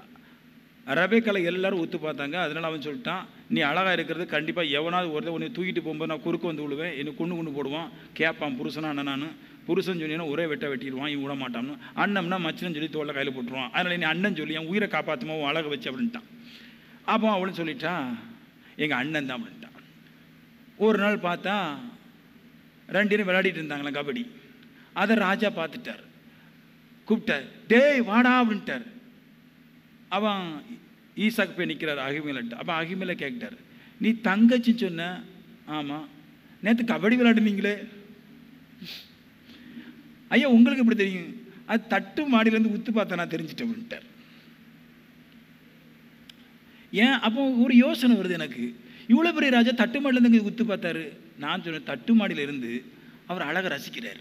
அவருடைய எண்ணம் ஃபுல்லாக அந்த தட்டு மாடியிலேருந்து இந்த வீட்டை பார்த்தா இருக்கிறார். எப்போ வெளியே எவ்வளோ வர தெரியலையே, எப்போ சேனல் திறக்குன்னு தெரியலையே, அழகாக இருக்கிறாளேன்னு பார்த்துட்டு இருந்தார். அதான் அவர் சொல்கிறாரு, டே திடீர்னு நாங்களாவது வேற யாராவது மனைவியை கூப்பிட்டு போயிருந்தா என்னடா நடந்திருக்கீங்க தங்கச்சின்னு சொன்னி. அப்போ அவர் சொல்கிறாரு, உங்கள் காமத்தை பார்த்துட்டு தான் சொன்னையா தங்கச்சின்னு. புருஷன் சொன்னால் நேரே கொத்தி போட்டுட்டு அவளை எடுத்துகிட்டு போயிருவீங்களா அப்படின்னு. ஒரு மதிப்பு இருந்துச்சு. இந்த மதிப்பு ஏன் இருந்துச்சு? அதாவது அகிமெலேக்கு தட்டில் இருந்து ராஜா உத்து பார்க்கும்போது ஈசாக்குடைய வீட்டில் அவர்கள் கபடி விளையாடுறது தெரிஞ்சிச்சான். அப்போ பக்கத்தில் தான் வீடு இருந்திருக்குது. அப்படின்னா அகிமெலேக்கு இந்த ஈசாக்கை நல்லா மதிச்சிருக்கிறான். காரணம், அப்பா நல்லா அந்த இடத்துல பணக்காரனாக இருந்ததுனால மகனும் பணக்காரனாக இருக்கிறான். இப்போ என்ன ஆயிற்று? கொஞ்சம் மதிப்பு இருக்குது. ஈசாக்கு விதைக்க ஆரம்பித்தான். 100 மடங்கு பணம் பெருகிட்டு நல்லா வந்துருச்சான். ஆனால் ராஜாவோட நல்லா வரல. இப்போ என்ன ஆகிட்டான்? ராஜா எதுக்க ஆரம்பிச்சிட்டான். ஏய் ஈசாக்கு எங்கள் இடத்த நிலத்தை விட்டு போ அப்படின்றான். ஏன் அப்படின்னா, ஏன் எதிர்த்தான் அப்படின்னா, இந்த ஈசாக்கு இன்னும் 4 மாதம் இல்லை 4 வருஷம் அங்கே இருந்தால் இந்த ராஜாவோட பணக்காரன் ஆயிடுவான். பணக்காரன் ஆகினா எதுக்க முடியாது. நல்லா கேட்டுக்க, நீ பணக்காரன் ஆகினா ராஜாவாக இருந்தாலும் எதுக்க முடியாது. அதாங்க படிப்புன்னு சொல்லுது. நீ ஏழையாக இருந்தால் தெருவில் போகிற நாய் 4 கொலை கழிச்சு தான் நீ விடும். போய் சொல்கிறாரு, நீ போ எதுக்குறான். ஏன்னா பணக்காரன் ஆகிட்டான், ஆனால் நல்ல பணக்காரன் இல்லை, போகணும். இவனை என்ன பண்ணிட்டான், அதை விட்டுட்டு மறுபடியும் கொஞ்சம் தூரம் போய் அவங்க தகப்பனார் உண்டாக்கின கிணத்தை எல்லாம் மறுபடியும் தூர் வாடுறான். அங்கெல்லாம் தண்ணி வந்துடுச்சு. மறுபடி விதைக்கிறான். நல்ல பெருசாகிட்டான். ஒரு காலத்தில் ஈசாக்க துரத்தி விட்டவன் ஈசாக்கு பணக்காரன் ஆகின பின்னாடி அந்த வேதாகமம் சொல்லுது, அந்த ராஜா அவன் காலில் வந்து விழுந்து உடன்படிக்கை பண்ணி, நீர் ஆசீர்வதிக்கப்பட்டவர், அதனால உம்மோடு உடன்படிக்கை பண்ணுறேன் அப்படின்னாரு. அப்படின்னு என்ன அர்த்தம்? அதாவது நீ நல்ல பணக்காரன் ஆக்கிட்டேரு, இனி உண்மை எதுக்கு எனக்கு திராணி இல்லை, அதனால் உண்மை நான் என் சிநேகித நாட்டு உறவாட்டு உடன்படிக்கையில் ஏற்றுக்கொள்கிறேன் அப்படின்றான். நல்லா கேட்டுக்க. பணம் இருந்தால் ராஜாவாக இருந்தாலும் அவன் பாதப்படியில் இருப்பான். பணம் இல்லைன்னு வச்சுக்குமே, பொண்டாட்டியே மதிக்க மாட்டான். சபைக்கு நீங்கள் எதுக்கு வர்றீங்க? 3 காரியம்தான். 1, நீ பரிசுத்தமாரி. 2, நீ இன்னொரு மனுஷனை பரிசுத்தப்படுத்து. 3, செல்வந்தனார். இதுக்கு தான் சபைக்கு வர்றோம். இதை கேட்டுக்கிட்டு, உபதேசத்தை கேட்டுக்கிட்டு கலங்கிறாத. உலகம் உன்னை பகைக்கும் போது போராடிடாத, அது கூட சண்டை போட போயிடாத. உலகத்தை விட்டு பின்மாறி வா, உலகத்தை தள்ளிவிடு. போராடு பரிசுத்தத்தை பாதுகாத்துக் கொள்வதற்கு. இன்னொரு மனுஷனுக்கு கிருபையை காமி. அதுக்கு அடுத்த கட்டமாய் இந்த உலகத்தினுடைய எந்த எல்கைக்கு போனால் உனக்கு மதிப்பு கிடைக்குமோ அந்த எல்கைக்கு போகிற வரைக்கும் போராடு. நான் சொல்லுவேன், இப்படி வாழாவிட்டால் ஒரு மனுஷன் பரலோக ராஜ்யம் போவது ஈஸி கிடையாது. பெந்தகோஸ்தில் 95% கல்யாணம் ஓட்ட கல்யாணம் தான். ஆவிக்குரியவனை தான் கட்டுறாங்களா அதுவும் தெரியாது. ஆவிக்குரிய பொண்ணை தான் கட்டுறாங்களா அதுவும் தெரியாது. ஆவிக்குரிய நான் கட்டி வைக்கிறேன்னா அதுவும் தெரியாது. என்னெல்லாமோ நடக்கும். எல்லாம் ஒன்றே ஒன்றுக்கு தான், காசு. எல்லாம் காசுக்கு தான் மாரடிப்பான். நான் உங்களுக்கு சொல்லட்டும், காசு ஓண்ட இருந்தால் உலகம் ஒன்றையே பார்த்து மாரடிக்கும். ஏமேன் சொல்லுங்க, ஏமேன்.